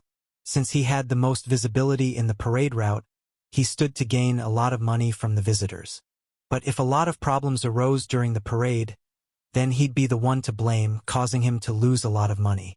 Alaric paced back and forth, his chains clinking at his side. "Is there still no news from the palace?" he asked his employee. "No, sir." They all answer the same thing. The Duchess and her royal family are away from their palace. During the most stressful days in Metropolis, the Duchess conveniently disappeared and left all the responsibility of the parade to Alaric. They're gone without a trace. Where could she have gone? Back in the nation of Reborn, the 5 newbie magnetics were all busy doing their own thing to try and awaken their divas. Shiina took to the practice range, shooting arrow after arrow without stopping. And with each shot, she challenged herself by moving the target 10 meters backwards. Beside her was Umisu, who was also using a practice as a means to awaken her diva. She swung her spear, creating a large gust of wind through her attack. Compared to them, the other would-be magnetics were trying a completely different approach. Jaku, as per usual, sat in the shade of a tree and slept the whole way through their practice sessions. He hoped that his diva would awaken automatically. He didn't care if it took a month or a year. As long as he could do it sleeping, then he would choose that option every time. "You're really just going to sleep?" Shiina said, shooting a disapproving look at her older brother. And without opening his eyes, Jaku responded, "Working out doesn't guarantee a diva awakening anyway." Knowing that he couldn't be changed, Shiina changed her focus to her troublesome little brother, Zion. At least Jaku got to the training area. Zion didn't even appear at all. She was sure to find him somewhere around their nation, playing with the other troublemakers. But as much as she wanted to force them to train with her, Jaku was right. Training didn't guarantee an awakening. In fact, even with hours of shooting arrows non-stop, she still couldn't feel that ability sensation that Michael told them about. She felt nothing from her heart, where the supposed God-forged pieces were supposed to be. She then sought out Michael for some advice. "I apologize, young master. I couldn't awaken my diva." Michael waved off her worries. "It's not a race, Shiina. You can't force these things. It just happens. You may not feel it now, but your diva will appear the moment you truly need it." He spoke straight from experience. "All right, young master. I shall keep on trying," she said.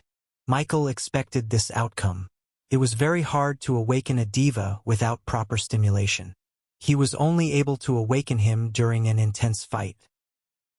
While the Dragonborns were having trouble with their diva awakening, Fudge was focusing on something entirely different. The little slime was on a roof in Batchrock Town, overlooking a group of people kneeling at a statue of the Iron Maiden. Kik.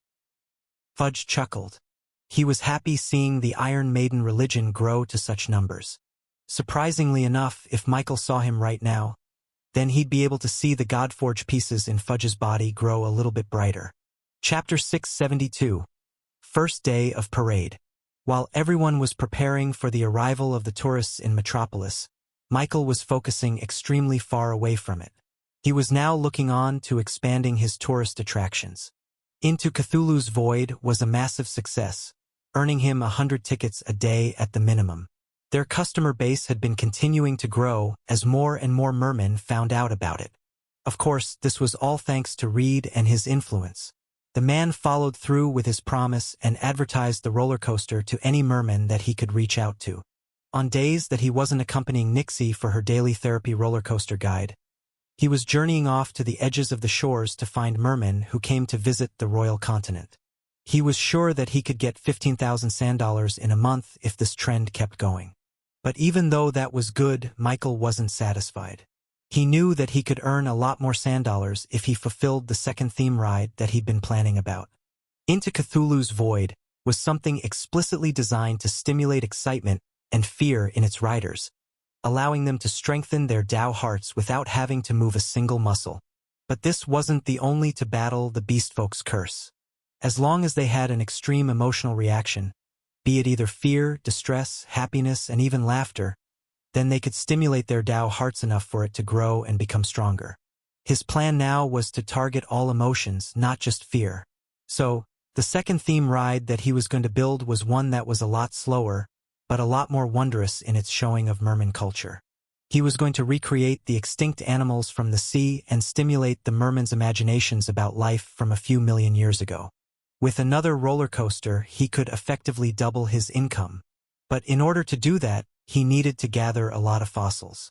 Barnaby already gave him some fossils through his connections, but it only contained basic animals and fishes. He wanted something more majestic like the megalodons and colossal squids. He therefore talked to Reed to ask him about any idea where he could ask for fossils. "You're building another roller coaster? Superb!" Reed exclaimed. "Having another source of nourishment for my daughter will always be welcome.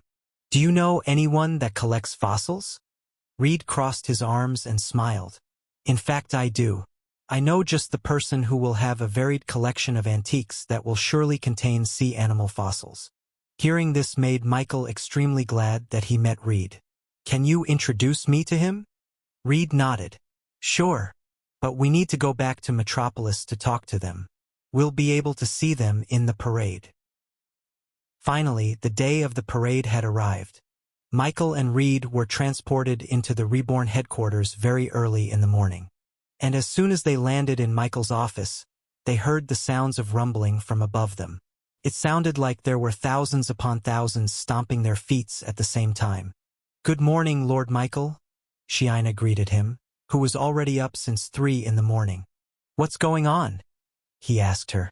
"Thousands upon thousands of people are awaiting the parade," Lord Michael. There are only limited spots in the streets, so many people have been reserving their spots since midnight. Those were the sounds of people just walking around? We're 10 levels below ground. Curious, he brought out his drone and began piloting it up the elevator shaft and out into their main reception area. And immediately, just in front of their glass doors, he saw people squishing each other together as they tried to fight for their way to the front of the streets for a better view. The sounds of arguments, excited squeals, and overall conversation from thousands of people was deafening. He flew his drone out into a window and continued to fly high up in metropolis skies. Looking down, he saw a unique sight. There was a visible line of crowd going from the eastern gates of metropolis all the way to the western gates. The people below looked like sardines from up above as they squirmed around and awaited the arrival of the tourists. And surprisingly enough, things got even more hectic as the hours passed and rumors swirled about the potential sightings of a convoy in the distance. As the minutes passed, finally, they saw a convoy of carriages riding in the grass plains. The people near the eastern gates welled up with excitement, shouting at the others and warning them of the tourists' impending arrival. Michael used his drone and moved closer to the carriages to get a closer look. As he got within a kilometer mark, he got close enough to see the carriages that these tourists arrived in. Is that? He moved closer, wondering if he thought he saw wrong. But his drone's camera captured everything in crystal clear quality. He saw correctly. What he thought were carriages turned out to be coffins instead. There were hundreds of floating coffins slowly making their way towards Metropolis at the same speed as a horse. He used his supreme skill to try and see what was inside. And to his surprise, he didn't see light mana anywhere in the coffins. All of them were filled with necrotic energy instead, which was a combination of dark, light, and poison mana. This was the exact same energy that Grieve used to keep himself alive. They're undead? He pulled his attention away from the drone and sought Reed's counsel. He told him about the coffins he saw floating in the plains. That's the vampires, Reed answered. They're undead creatures of the night, so during the day, most of them just travel with their coffins for comfort. Michael didn't know much about vampires. The things he knew about them were from his previous life, so he didn't know if it would be applicable to their species. But it seemed that the rumor about them not liking the sunlight was true. Why are there just vampires? He asked Reed. That's how the parade is structured. Didn't the Duchess tell you? She and Alaric both decided that it would be best if the tourists went in batches rather than have them go all at once. If I remember correctly, the first group would be the vampires, followed by the elves, then it's going to be us mermen, followed by the werewolves, and finally the draconians. Now that he thought about it, if the people of Metropolis were already this chaotic with only the vampires coming to visit, then things would truly be crazy if all of them came at once. The vampires, do they drink human blood? He asked. Reed shook his head and immediately explained. That's a common misconception about vampires. They drink blood, but not just human blood. They could totally be fine with just drinking animal blood. Many books depict them as evil creatures of the night, especially because they have the monster connotation with their species. But that's not true. In fact, one of my best friends is a vampire. That's who I was going to introduce to you. Chapter 673, Vampire. Eventually, the coffins entered the gates of Metropolis, prompting the royal guards to create tighter security and prevent anyone from simply walking through the road and blocking the parade. As soon as the coffins entered the gates, they stopped in place. The crowd waited with bated breaths before the sound of creaking would echo through the streets. One by one, the coffins opened up as men and women with pale skin floated up from their lying position. They all wore a black robe that they draped all over their bodies, shielding most of their skin from the sun. Gasps and whispers echoed out as people began talking to themselves, amazed at seeing vampires for the first time in their lives. Whoa, they look menacing. Hey, don't be rude. Vampires are just like any other people. They're so strong that I can feel their power in the air. There were lots of rumors about vampires, some of them were true, while some of them were just pure myths. However, one thing they definitely got right was the fact that they were considered to be pretty strong among the beast folks. Werewolves were physically the strongest, but they lack power in magic. Conversely, the elves were strong in magic, but lacked physical prowess. Just like the mermen, vampires were strong in both regards. Both were strong in their element, the mermen with water, and the vampires with the night. Michael stood atop their rooftops with Reed by his side. "Do you know these vampires?" he asked Reed. "Some of them, but the only one I really know is the guy over there, the only one among them with short hair." Among the group of vampires floating in the streets, with their eyes still closed, Reed pointed to the guy who was positioned furthest to the right. "That's my friend, Guillermo. He's part of my network, and he's the one that helps me deal with business regarding vampires and werewolves." Just then, the vampires opened their eyes and floated down into the ground. As soon as they stepped foot in Metropolis soil, they nodded in satisfaction. Then they waved. As soon as they did that, it was as if all the tension in the room was broken. Among the rumors about the vampires was that they were quite standoffish and antisocial because of their extremely long lifespan. However, this simple wave of theirs made them look approachable to the masses. Finally, the crowd erupted in cheers. They felt extremely honored to be the first few people in the royal continent that had the privilege to see actual vampires roaming in the daylight. Then, the vampires walked forwards, following the path of the route that Alaric chose for them.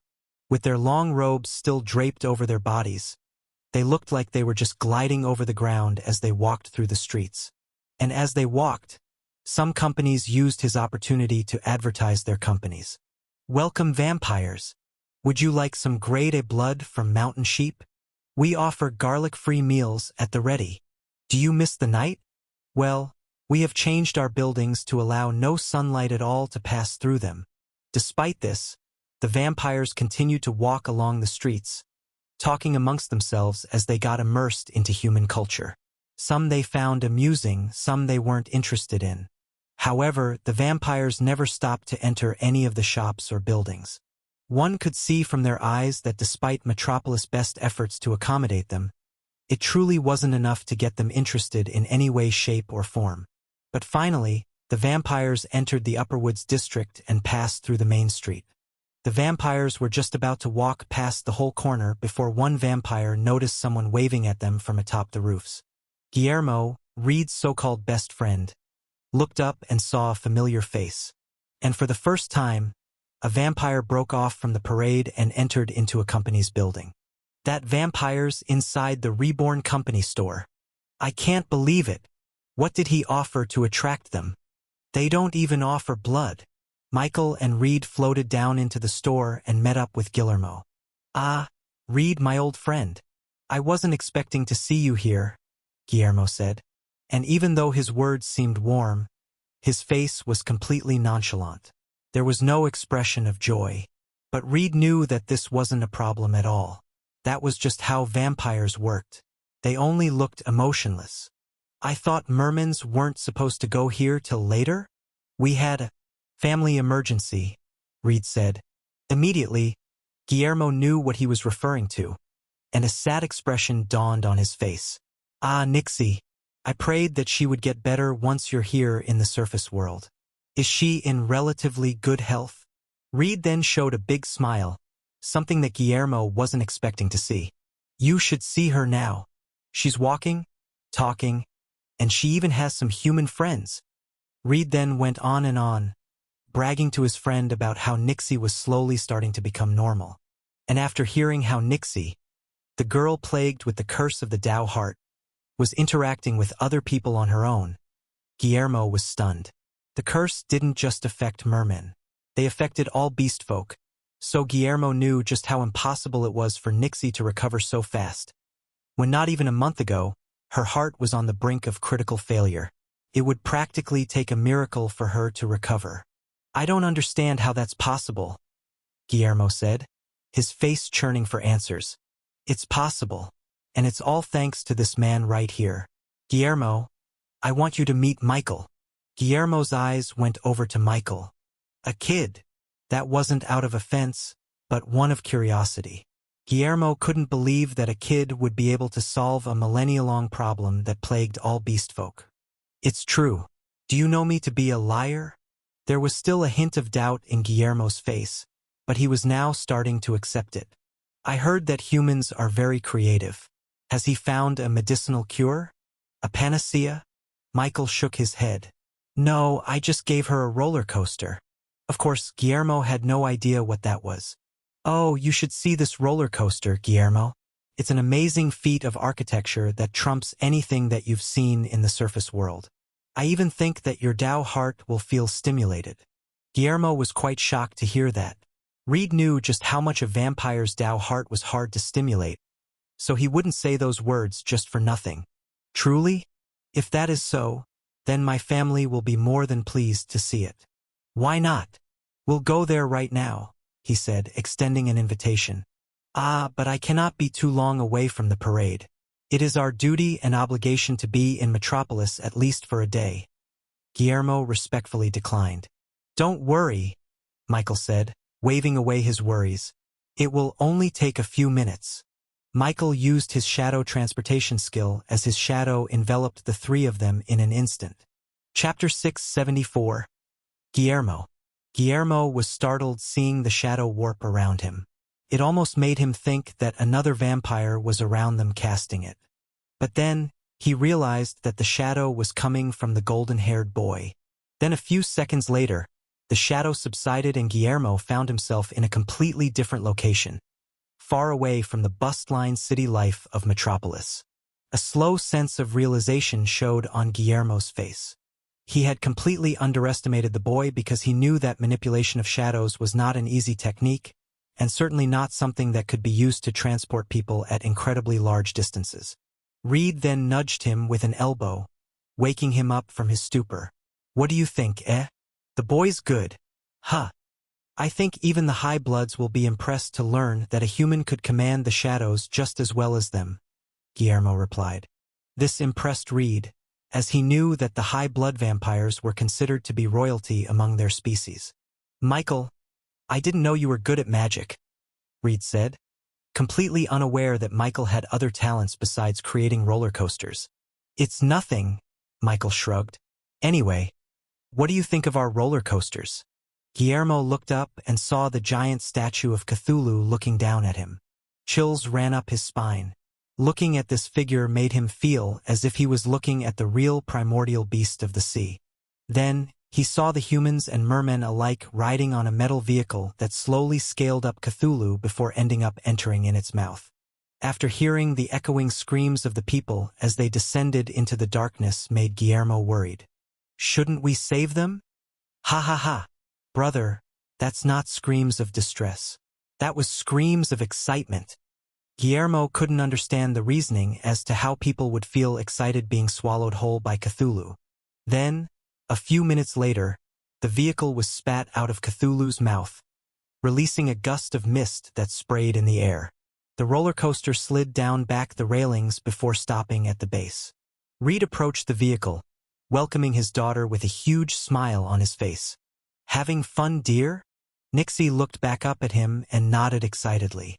Yes. Guillermo walked forwards, seeing the liveliness in Nixie's eyes firsthand. She talked.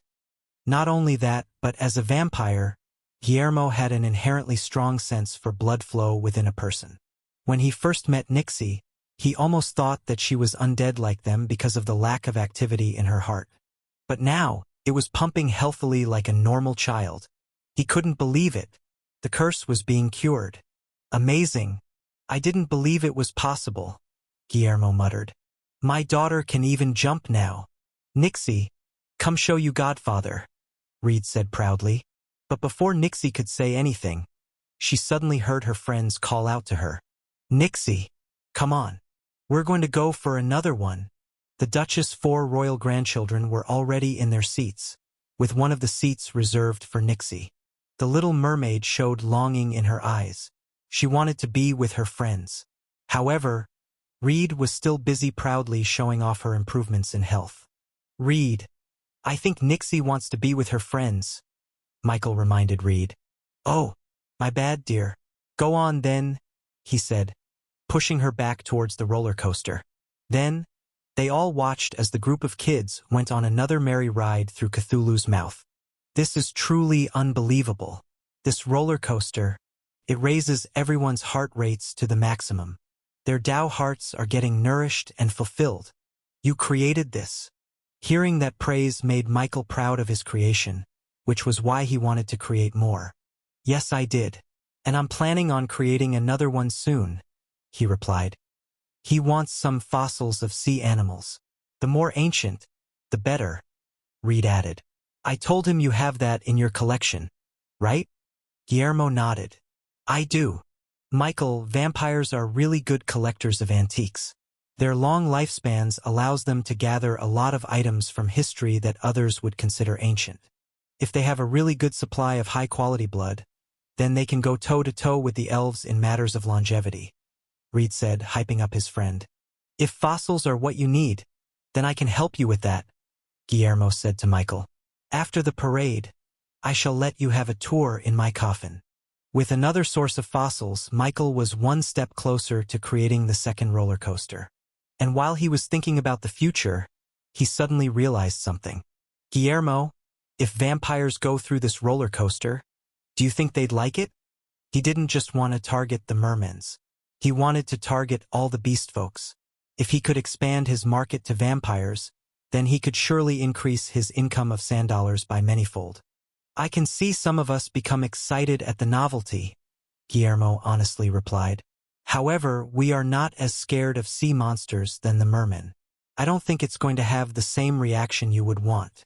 Guillermo had a point. After all, Michael only designed into Cthulhu's Void for the merman demographic. If he wanted to build something that would attract the vampires, then he needed to find their likes, dislikes, and weaknesses just like he had with the mermen.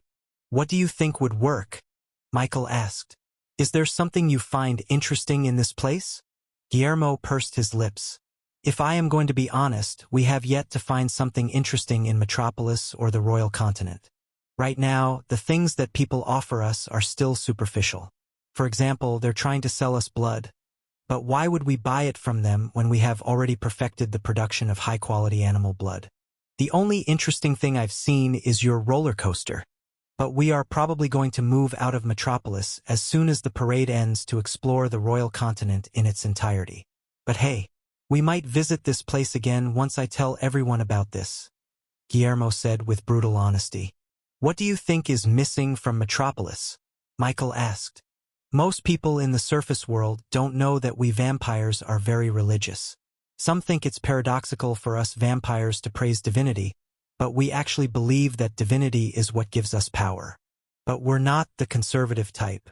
We like all religions, and we're curious about the beliefs that humans have that differ from ours. That's one of the main reasons why we have ventured out of our territory. We want to expand our horizons. So to answer your question, if there's just one thing that would have attracted our attention, then it would be churches, Guillermo said. Immediately, Michael waved his hand and tried to stop Guillermo from speaking any further. Shush! He might hear you, Michael said, panicking. Don't give him any more ideas. Reed and Guillermo looked at him funny.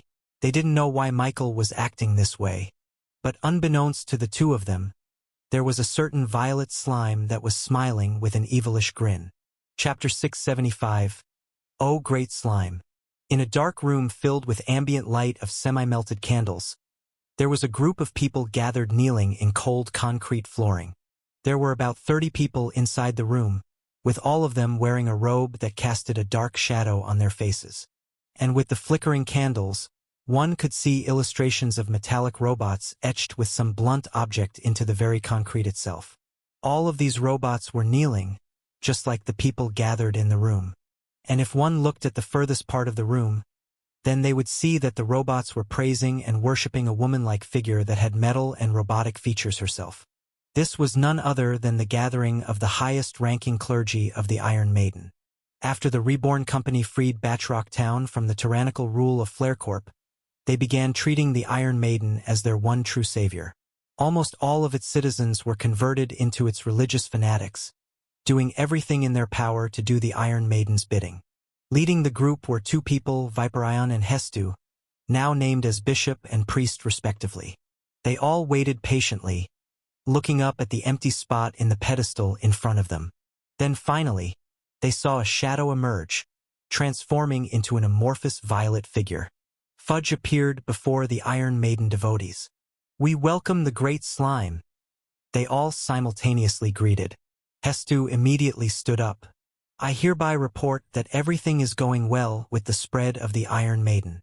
With the spread of automobiles in Angora City, there are now more and more people who align themselves with our beliefs.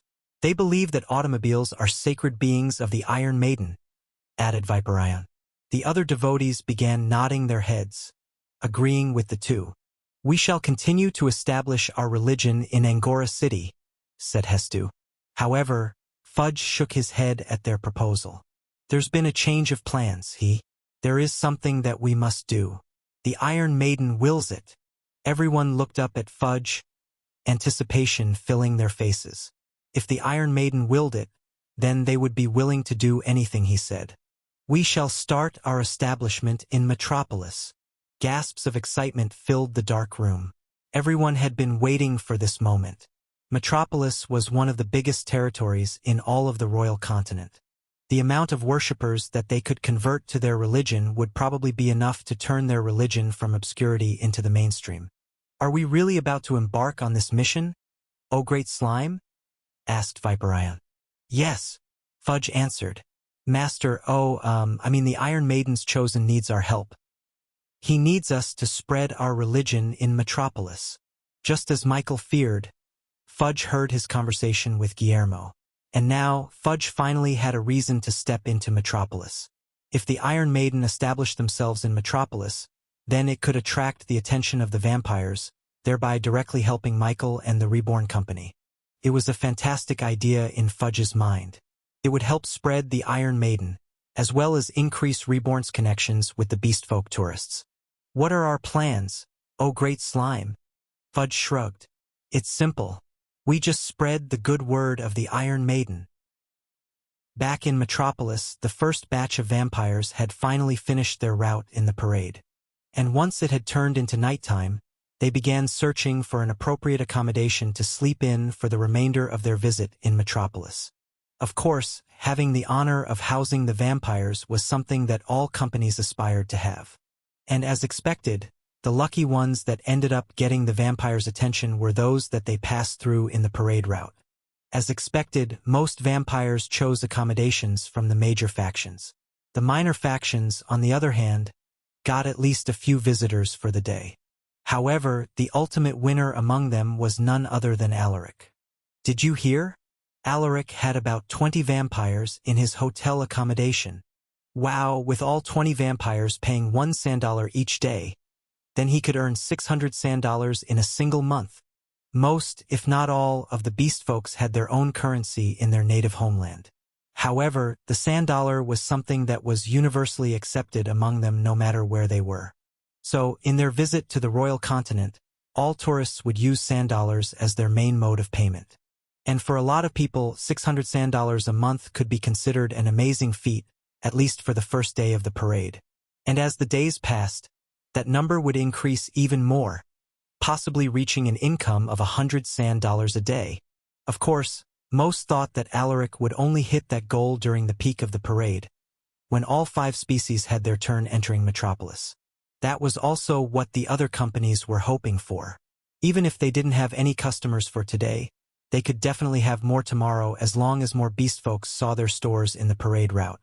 But for the companies that didn't have a store directly in line to the parade route, the chances of them getting any business with the tourists were nearly zero.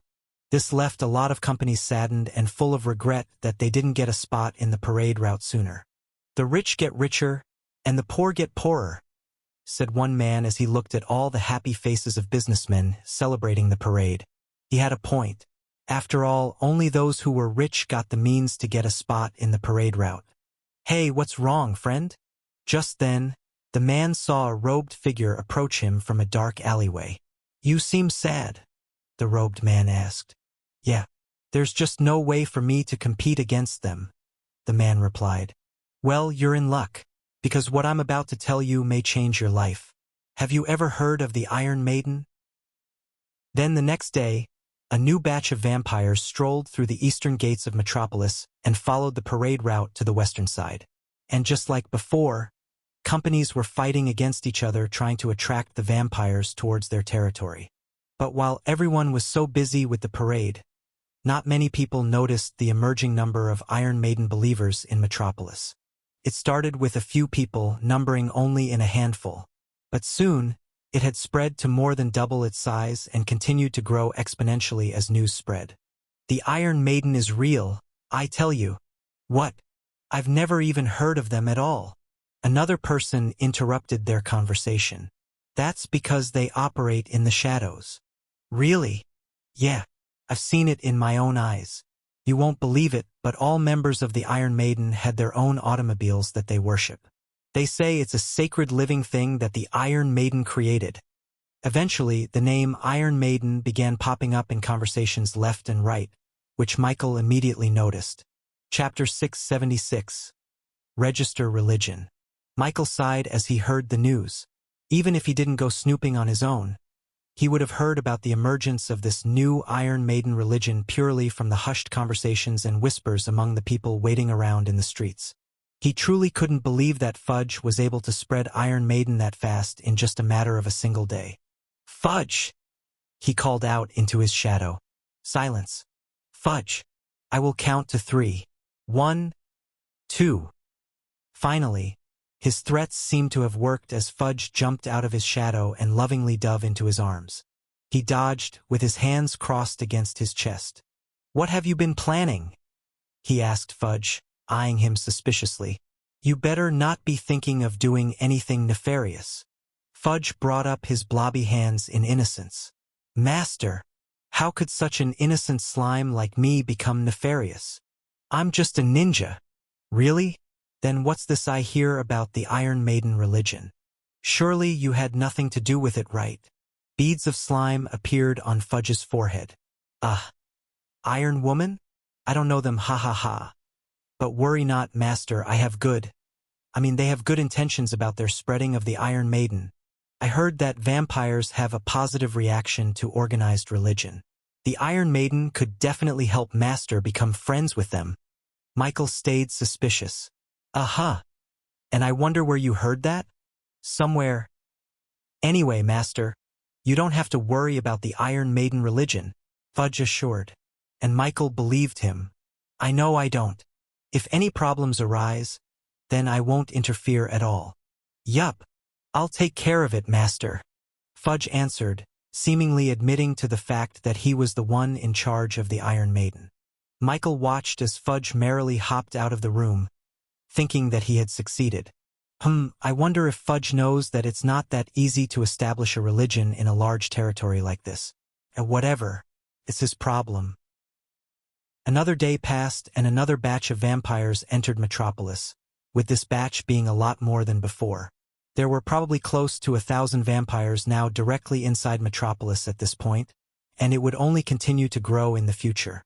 But strangely enough, there was something else outpacing their growth in numbers. These past few days, the Iron Maiden religions seem to have picked up a lot of speed and slowly creeped their way into the mainstream conversations.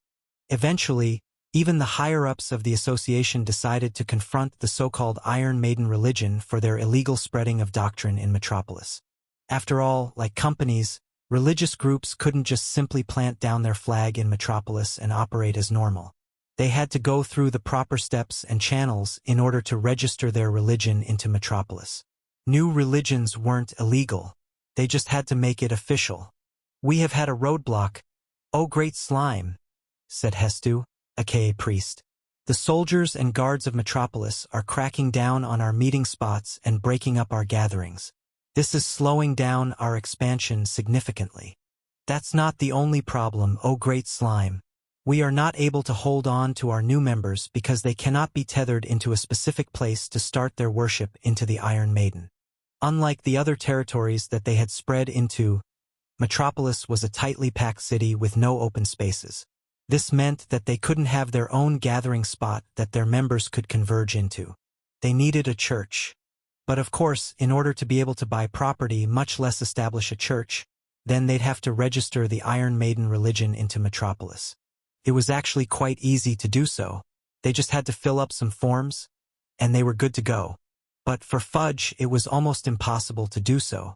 After all, he'd have to give up his anonymity to establish the Iron Maiden into an accepted religion in Metropolis. And he couldn't do that. How would he be a good ninja if people knew his name? He wanted to be the power in the shadows, not the light. That was reserved for his master. "I will fix this like master," Fudge declared. He teleported out of their meeting place and arrived in the nation of Reborn. As soon as he landed in the parched lands, he heard the sounds of cheers and shouts echoing from the stadium in front of him. Right now, there was a baseball game going on that sold out the seats for the entire arena. Fudge turned himself into a shadow and sneaked past the bleachers, before eventually landing near the most prestigious spots in the arena, the front row seat behind the home plate. Woo! Go Hobmanki Engineers! Home run! Home run! Home run! Nixie, you shout at them too! The 4 royal grandchildren plus 1 shy mermaid girl cheered for their favorite team, wearing their baseball uniforms and a giant glove on their hands. Right beside them was none other than the ruler of all of Metropolis, Duchess Regina. She, too, was engrossed in the game just like anybody. She was drinking beer and eating hot dogs, making her seem just like an ordinary person and not an unapproachable duchess. "Such an exciting game. We should have this in Metropolis," she praised. Once the inning ended, she sat down back in her seat and sipped her beer. "Hello, Fudge. Care to join me?" she greeted. Fudge emerged out of her shadows and immediately jumped into her lap. "Duchess, you like our nation, right?" The Duchess nodded. She didn't deny that she was having fun these last few days. "I am," she replied. "I have half a mind to extend my stay a little while longer, to be honest. But Master probably won't like that, would he?" "No, he won't," the Duchess replied. She then looked at Fudge and saw the scheming look on his face. "What are you suggesting?" Hee, Duchess. What if Master has his hands full doing business with the vampires? Then maybe he'll forget that you were even here." The Duchess raised her brow, interested. "And what do I have to do to help that?" Hey. Please approve this request." With the Duchess' express approval, the expansion of the Iron Maiden continued unimpeded. Their numbers continued to grow steadily, especially since more and more people realized that the Iron Maiden religion actually got registered into Metropolis despite not disclosing the names of its members. "The Iron Maiden must be looking down upon us. I believe in the Iron Maiden. If she could make something as wondrous as the automobiles, then she can build more amazing stuff in the future." All cease and desist orders about the Iron Maiden were rescinded.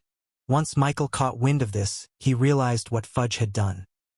He couldn't believe that the mischievous little slime somehow convinced the Duchess to use her executive power to cut through all the bureaucracy needed for their registration. He was hoping that this would be the end of their expansion so that he wouldn't have to worry about Fudge getting more influence, but it seemed that Fudge was more competent than he gave him credit for. Chapter 677. Religion.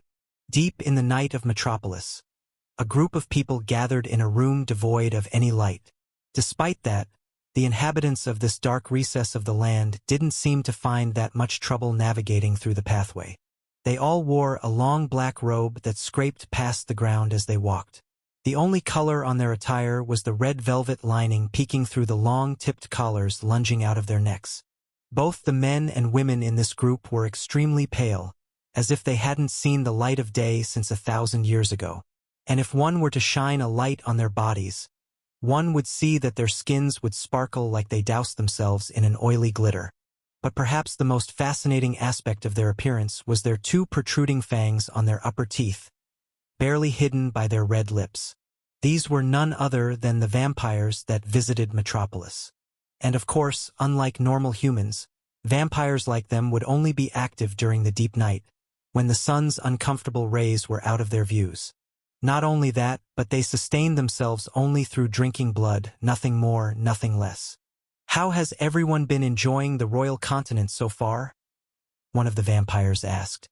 In his hands was a glass of deep red blood with a distinct smell of a sheep's musk still lingering around. "They are well-meaning people," answered one of the vampires. "Just from this parade alone, I can see that they treat us with care and respect just like any other species. They all had a positive reaction from the people of Metropolis. The hospitality they received in this place was incredibly nice to see. But of course, they knew that it wasn't just purely out of the goodness of their own hearts. They knew that humans were aiming to earn as much sand dollars as they could get, which they didn't mind at all. But despite such a positive experience in Metropolis, almost all of the vampires were just about ready to embark onto the next territory in the royal continent. That was because they knew that they weren't going to find what they were looking for here in Metropolis. My only complaint is that this town has a complete lack of churches. One of the female vampires commented. They have no culture of worship. It can't be helped. Metropolis is a capitalistic society, one that doesn't place much interest in the ways of faith and belief. The vampires found it a shame that they couldn't learn anything from Metropolis. But that didn't matter. They had plenty of territories to go through in the entirety of the royal continent. We shall stay in this place for a couple more days, maybe a week at most, said one of the leading vampires. And just as they were about to conclude their meeting, they suddenly saw a bat fly through the window and into their room. This bat flapped its wings and took its place near the center of the gathering before its entire body got enveloped in a shadow and finally transformed its body back into a vampire. I have good news, ladies and gentlemen, said the newcomer vampire. Start with the good news. Good news. It seemed that Metropolis wasn't as fully secular as we thought. There is a current trend among its citizens to start worshipping a new deity and join a newly minted religion. Upon his news, all vampires perked up with excitement. They thought they'd never find an active religion in Metropolis. What's the bad news? The other vampires asked. The bad news is that I have already investigated this religion called the Iron Maiden. It seems that they worship a metal woman who has created miraculous vehicles that defied the physical laws of the world. I got the impression that the deity they worship is someone that is recent. It's not what we are trying to find. The vampire's excitement died down soon after his words. The religion that they were trying to find was something that worshipped a deity that was deeply ingrained into the history of the world that they now knew today. But the Iron Maiden religion looked like it had just recently been founded, so it couldn't have been the one they were looking for. They would want to visit the Iron Maiden religion at least once, but it wasn't worth it to spend even longer than that.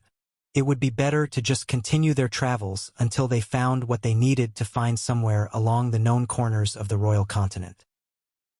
Meanwhile, back in the nation of Reborn, Michael knocked into one of the guest bedrooms in his house. It's me, Michael, he announced. Ah yes, please come in, said Guillermo. After seeing the roller coaster for himself, Guillermo found himself incredibly intrigued with the culture and innovations that Michael had done in this place. It made him stay for a few days just to take it all in. Michael then opened the door and walked inside. Just then, he realized that there were strange symbols written in a circular pattern around the floor. Around it were candles that were already half melted, accompanied by the smell of incense. This looked like a ritual of some sort. Then, he realized that vampires were incredibly religious in this world. Guillermo must have been in the middle of his prayer when he knocked. Sorry. Was I interrupting you? Guillermo shook his head. You were not. Our divine has no need for time nor space, so I could simply reaffirm my beliefs at my own leisure. After hearing this, Michael was curious. What kind of religion did the vampires believe?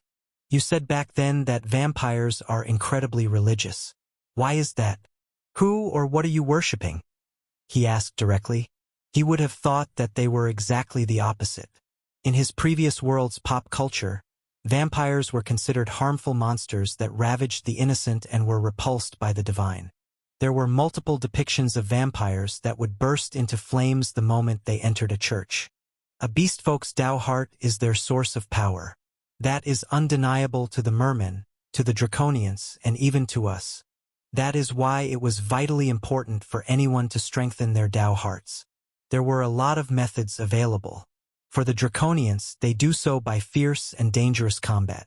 But for us vampires, we derive our strength from belief. The more we believe a deity, the more we believe that it is real, then the power that we gain from our Tao hearts will be incredibly tremendous. Then, Guillermo pointed at the mirror in front of the faucet. Do you see that? Michael looked in the mirror and saw only his reflection, and not of Guillermo's. It looked like he was alone in the room. Legends has it that if we vampires are able to find and worship the deity responsible for the creation of our very species as a whole, then we would be able to regain the very soul that we lost through death. We could get our reflections back.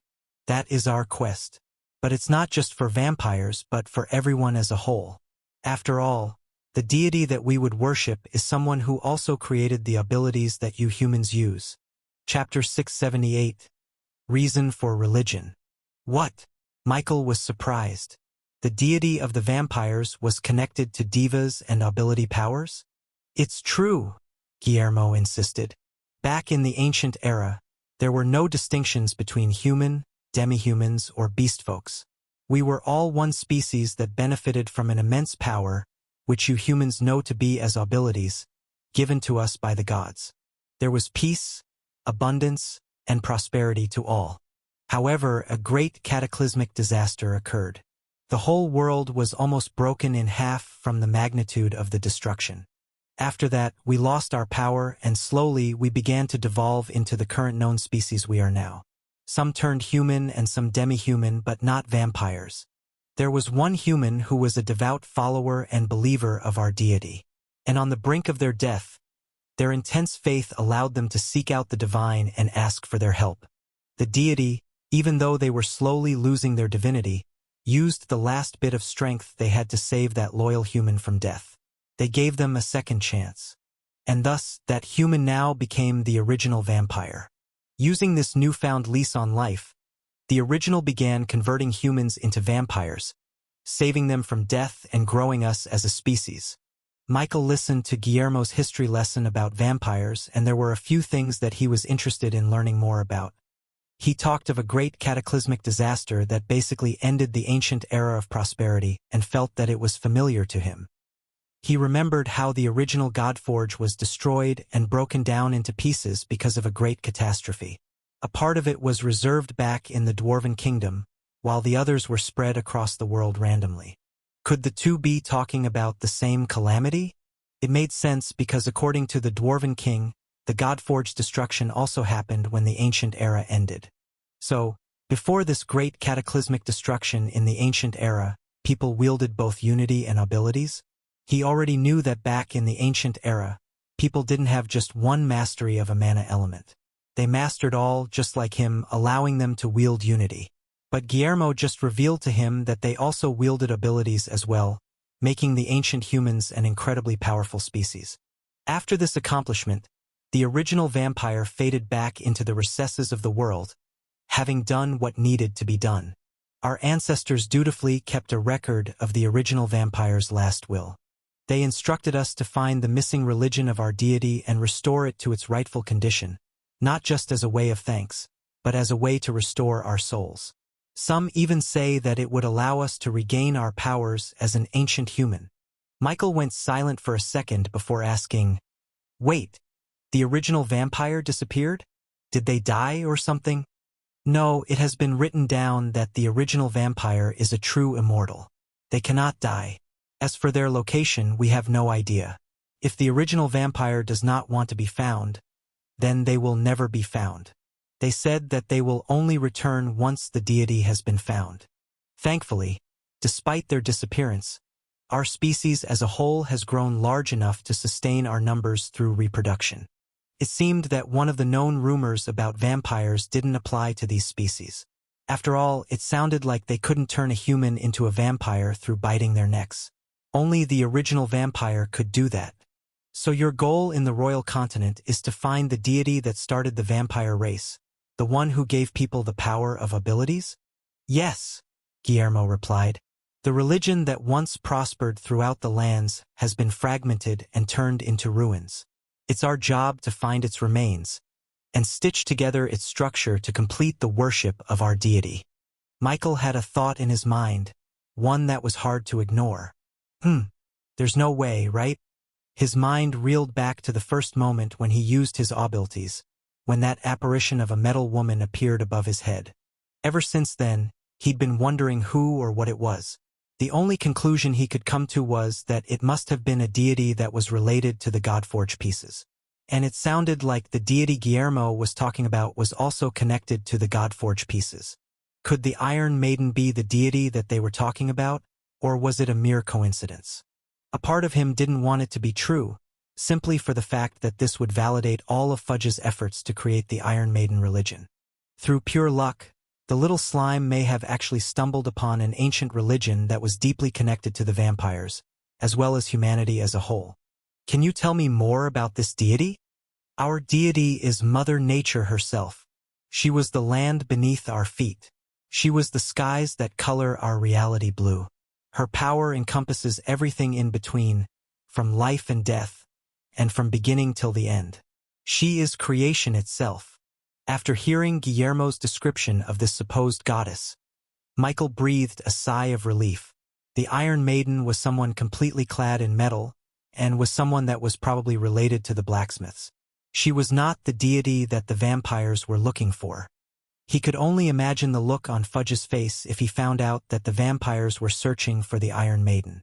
"Thank God," he muttered out. "Huh? What's that?" "Nothing. Anyway, thanks for telling me all this. We're still on for tomorrow, right? You're going to show me the fossils that you have in store?" Michael asked, quickly changing the conversation. Guillermo nodded. "Yes, definitely.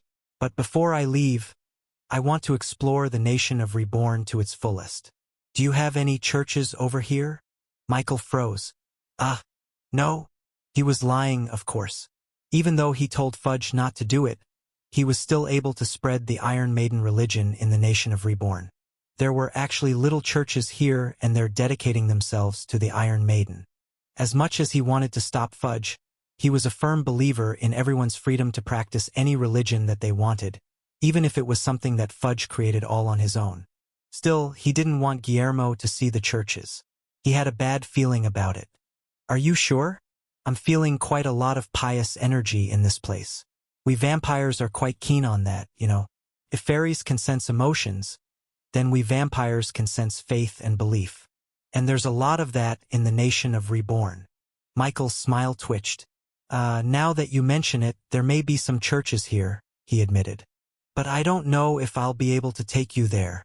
"It's all right," Guillermo said. "I'll just fly there myself." And before Michael could stop him, a shadow enveloped Guillermo's body as he slowly turned himself into a bat.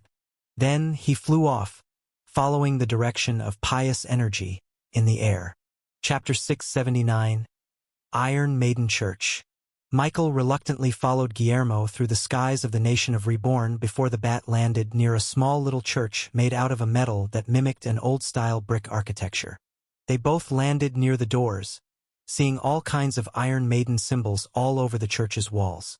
Depictions of a benevolent metallic woman had her hands spread to the side, seemingly giving and gifting an automobile to the humans below her. A metallic statue of the goddess was erected on top of the fountain on the front, which was spewing out water that entertained the kids watching from afar. "Interesting," Guillermo said as he transformed back into his vampire form. "This church has a lot of devotion in it.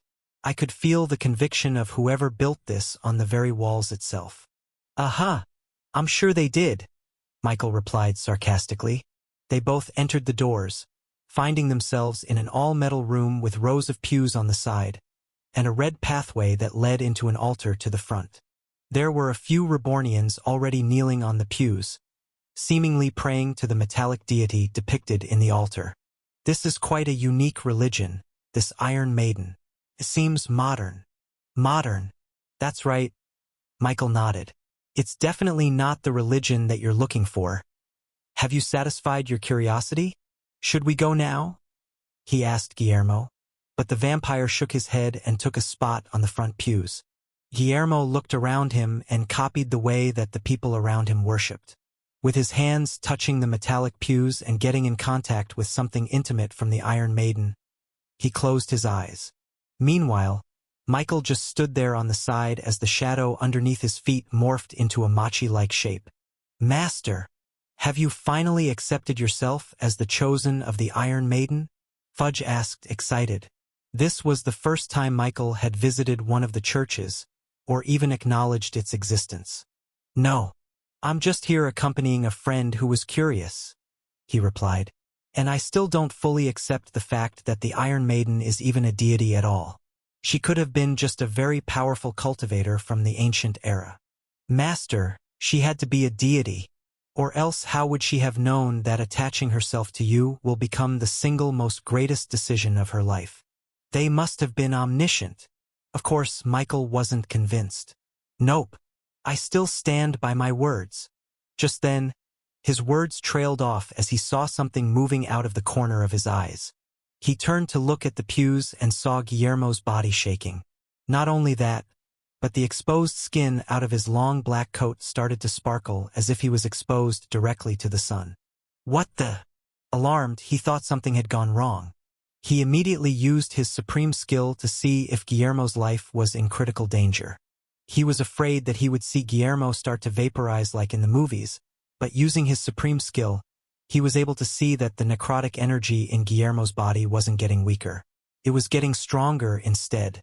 Not only that, but he was starting to feel a sense of pressure around him as Guillermo started to emanate a strong ability power coming directly from his Tao heart. And using his drone vision proved that claim. He saw the orange glow in Guillermo's heart start to increase in luminosity. He had seen this phenomenon before.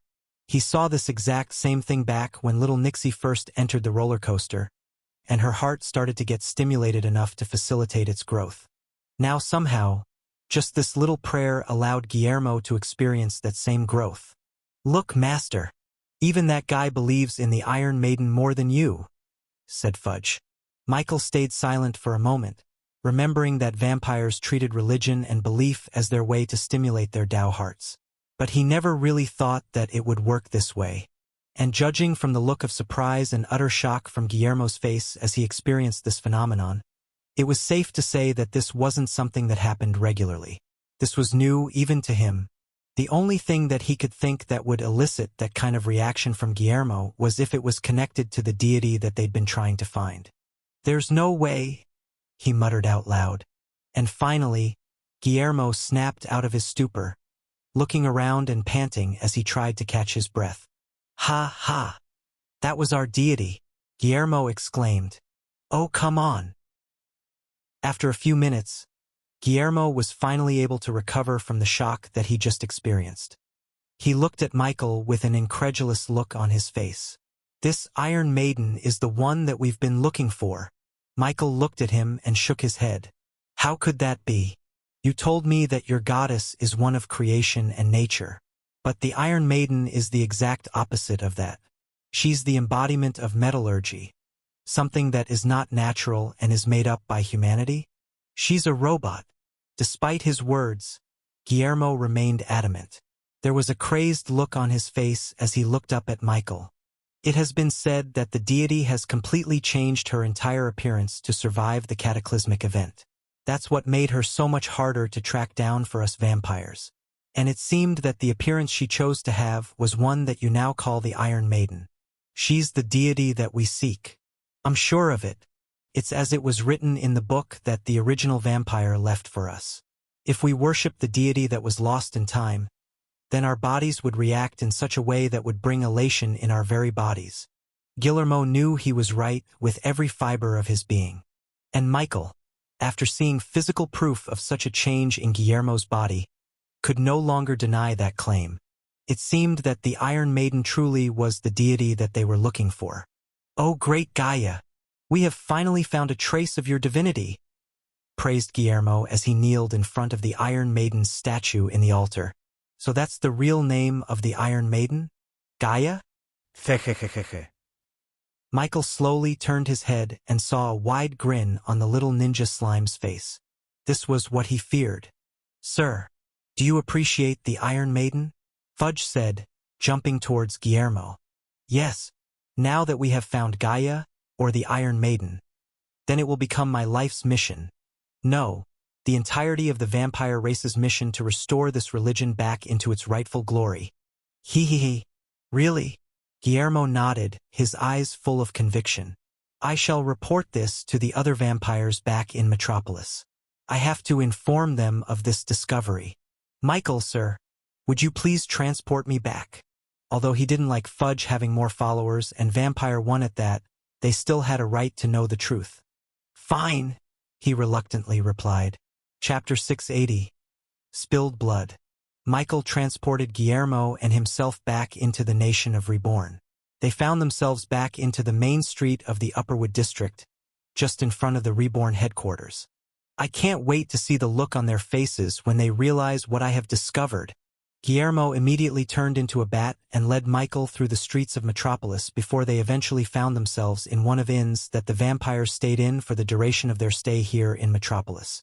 The whole building was reserved for the vampires, so there really wasn't much activity going on inside the inn. But as they got closer to this building, Michael felt that something was wrong. Guillermo must have felt it too, since he quickly stopped in his tracks and sniffed the air suspiciously. What's wrong?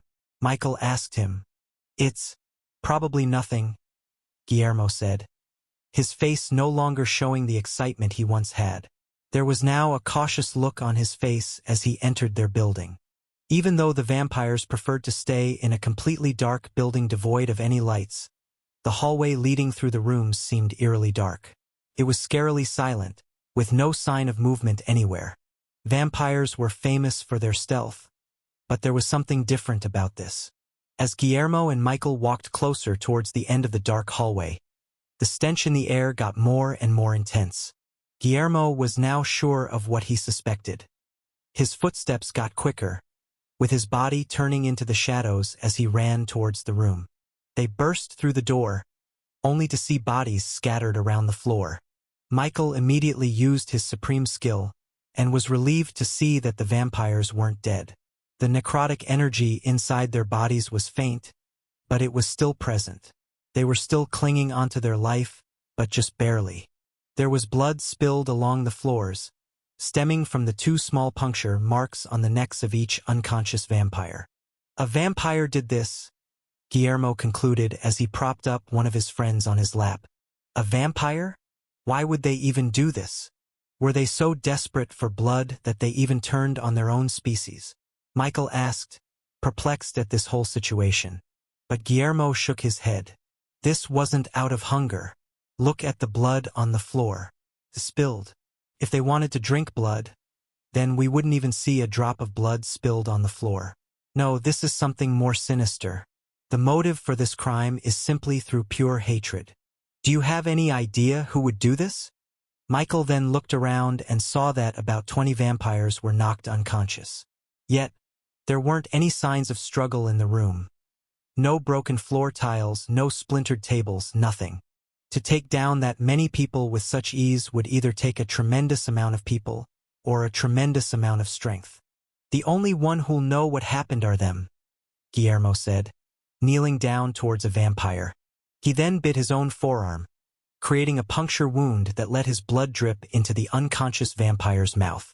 As soon as the blood got absorbed into his mouth, the vampire's hands twitched. It wasn't long before the vampire regained consciousness, slowly blinking out the drowsiness in his eyes. He made eye contact with Guillermo, and the vampire's eyes widened. And with the remaining strength in his body, the vampire grabbed Guillermo's collars and whispered words of warning. It's them. Then, the vampire faded back into unconsciousness, unable to handle the injuries he sustained. Them? Michael questioned. As for Guillermo, he didn't seem to have that many questions after this revelation. He knew exactly who he was talking about. If they're the ones that did this, then the whole of Metropolis may be in trouble, Guillermo said with gravity in his voice. What? Are they so powerful that they can defeat the likes of Alaric or Potbowl? No. But they aren't targeting those people from power. They're targeting the normal humans, the vulnerable citizens of Metropolis, Guillermo revealed. If that's so, then we should alarm the others so that we can prepare for the attack, Michael suggested. But in Guillermo's eyes, this wasn't enough. Us vampires specialize in stealth. That is our main power, and we are so proficient at it that there are rules in place within our society to limit our stealth within ethical rules. But this group does not follow that. They will strike undetected and leave the scene of the crime before their victims even realize what's happening. If we try to get the other people involved, then we'll only be spooking them to hide even deeper in the shadows. They will be almost impossible to find. As a vampire himself, Guillermo knew how serious the situation was. "What do you suggest we do?" Michael asked. "I'll have to find them myself and put a stop to this. No offense, but humans have no way of unearthing a conspiracy of this level involving these vampires." From how Guillermo kept talking about this group of vampires, it seemed that this was a common problem even back then in their native lands. Who are these groups anyway? And what are their intentions with the citizens of Metropolis? Guillermo pursed his lips, as if he was disgusted that he even had to think about those vampires. Although most vampires believe that finding the lost divinity of our deity will be accomplished by unearthing relics from our religion from the ancient past, there are a few extremists within us who believe differently. They call themselves purists vampires. They believe that in order to revive Gaia and regain our reflections, we must literally consume the blood of humans until we reach enlightenment. They think that it's the only way that we can return to the glory of what our species once was. To do so, they do not have moral or ethical boundaries to speak of. They treat humans as mere blood banks, made only to provide service for us vampires. I believe that's what they're trying to do with the citizens of Metropolis. This place is a prime target for their group, with the abundance of humans ready to be harvested. After hearing this, Michael couldn't help but be disgusted the same as Guillermo. If what he said was true, then they truly needed to be stopped. "I'm helping you," he said to Guillermo. "That's nice of you, Michael. But I'm afraid that us vampires are not only excellent in stealth but also reconnaissance. Those purists will ensure that no one will be able to infiltrate their base without them knowing.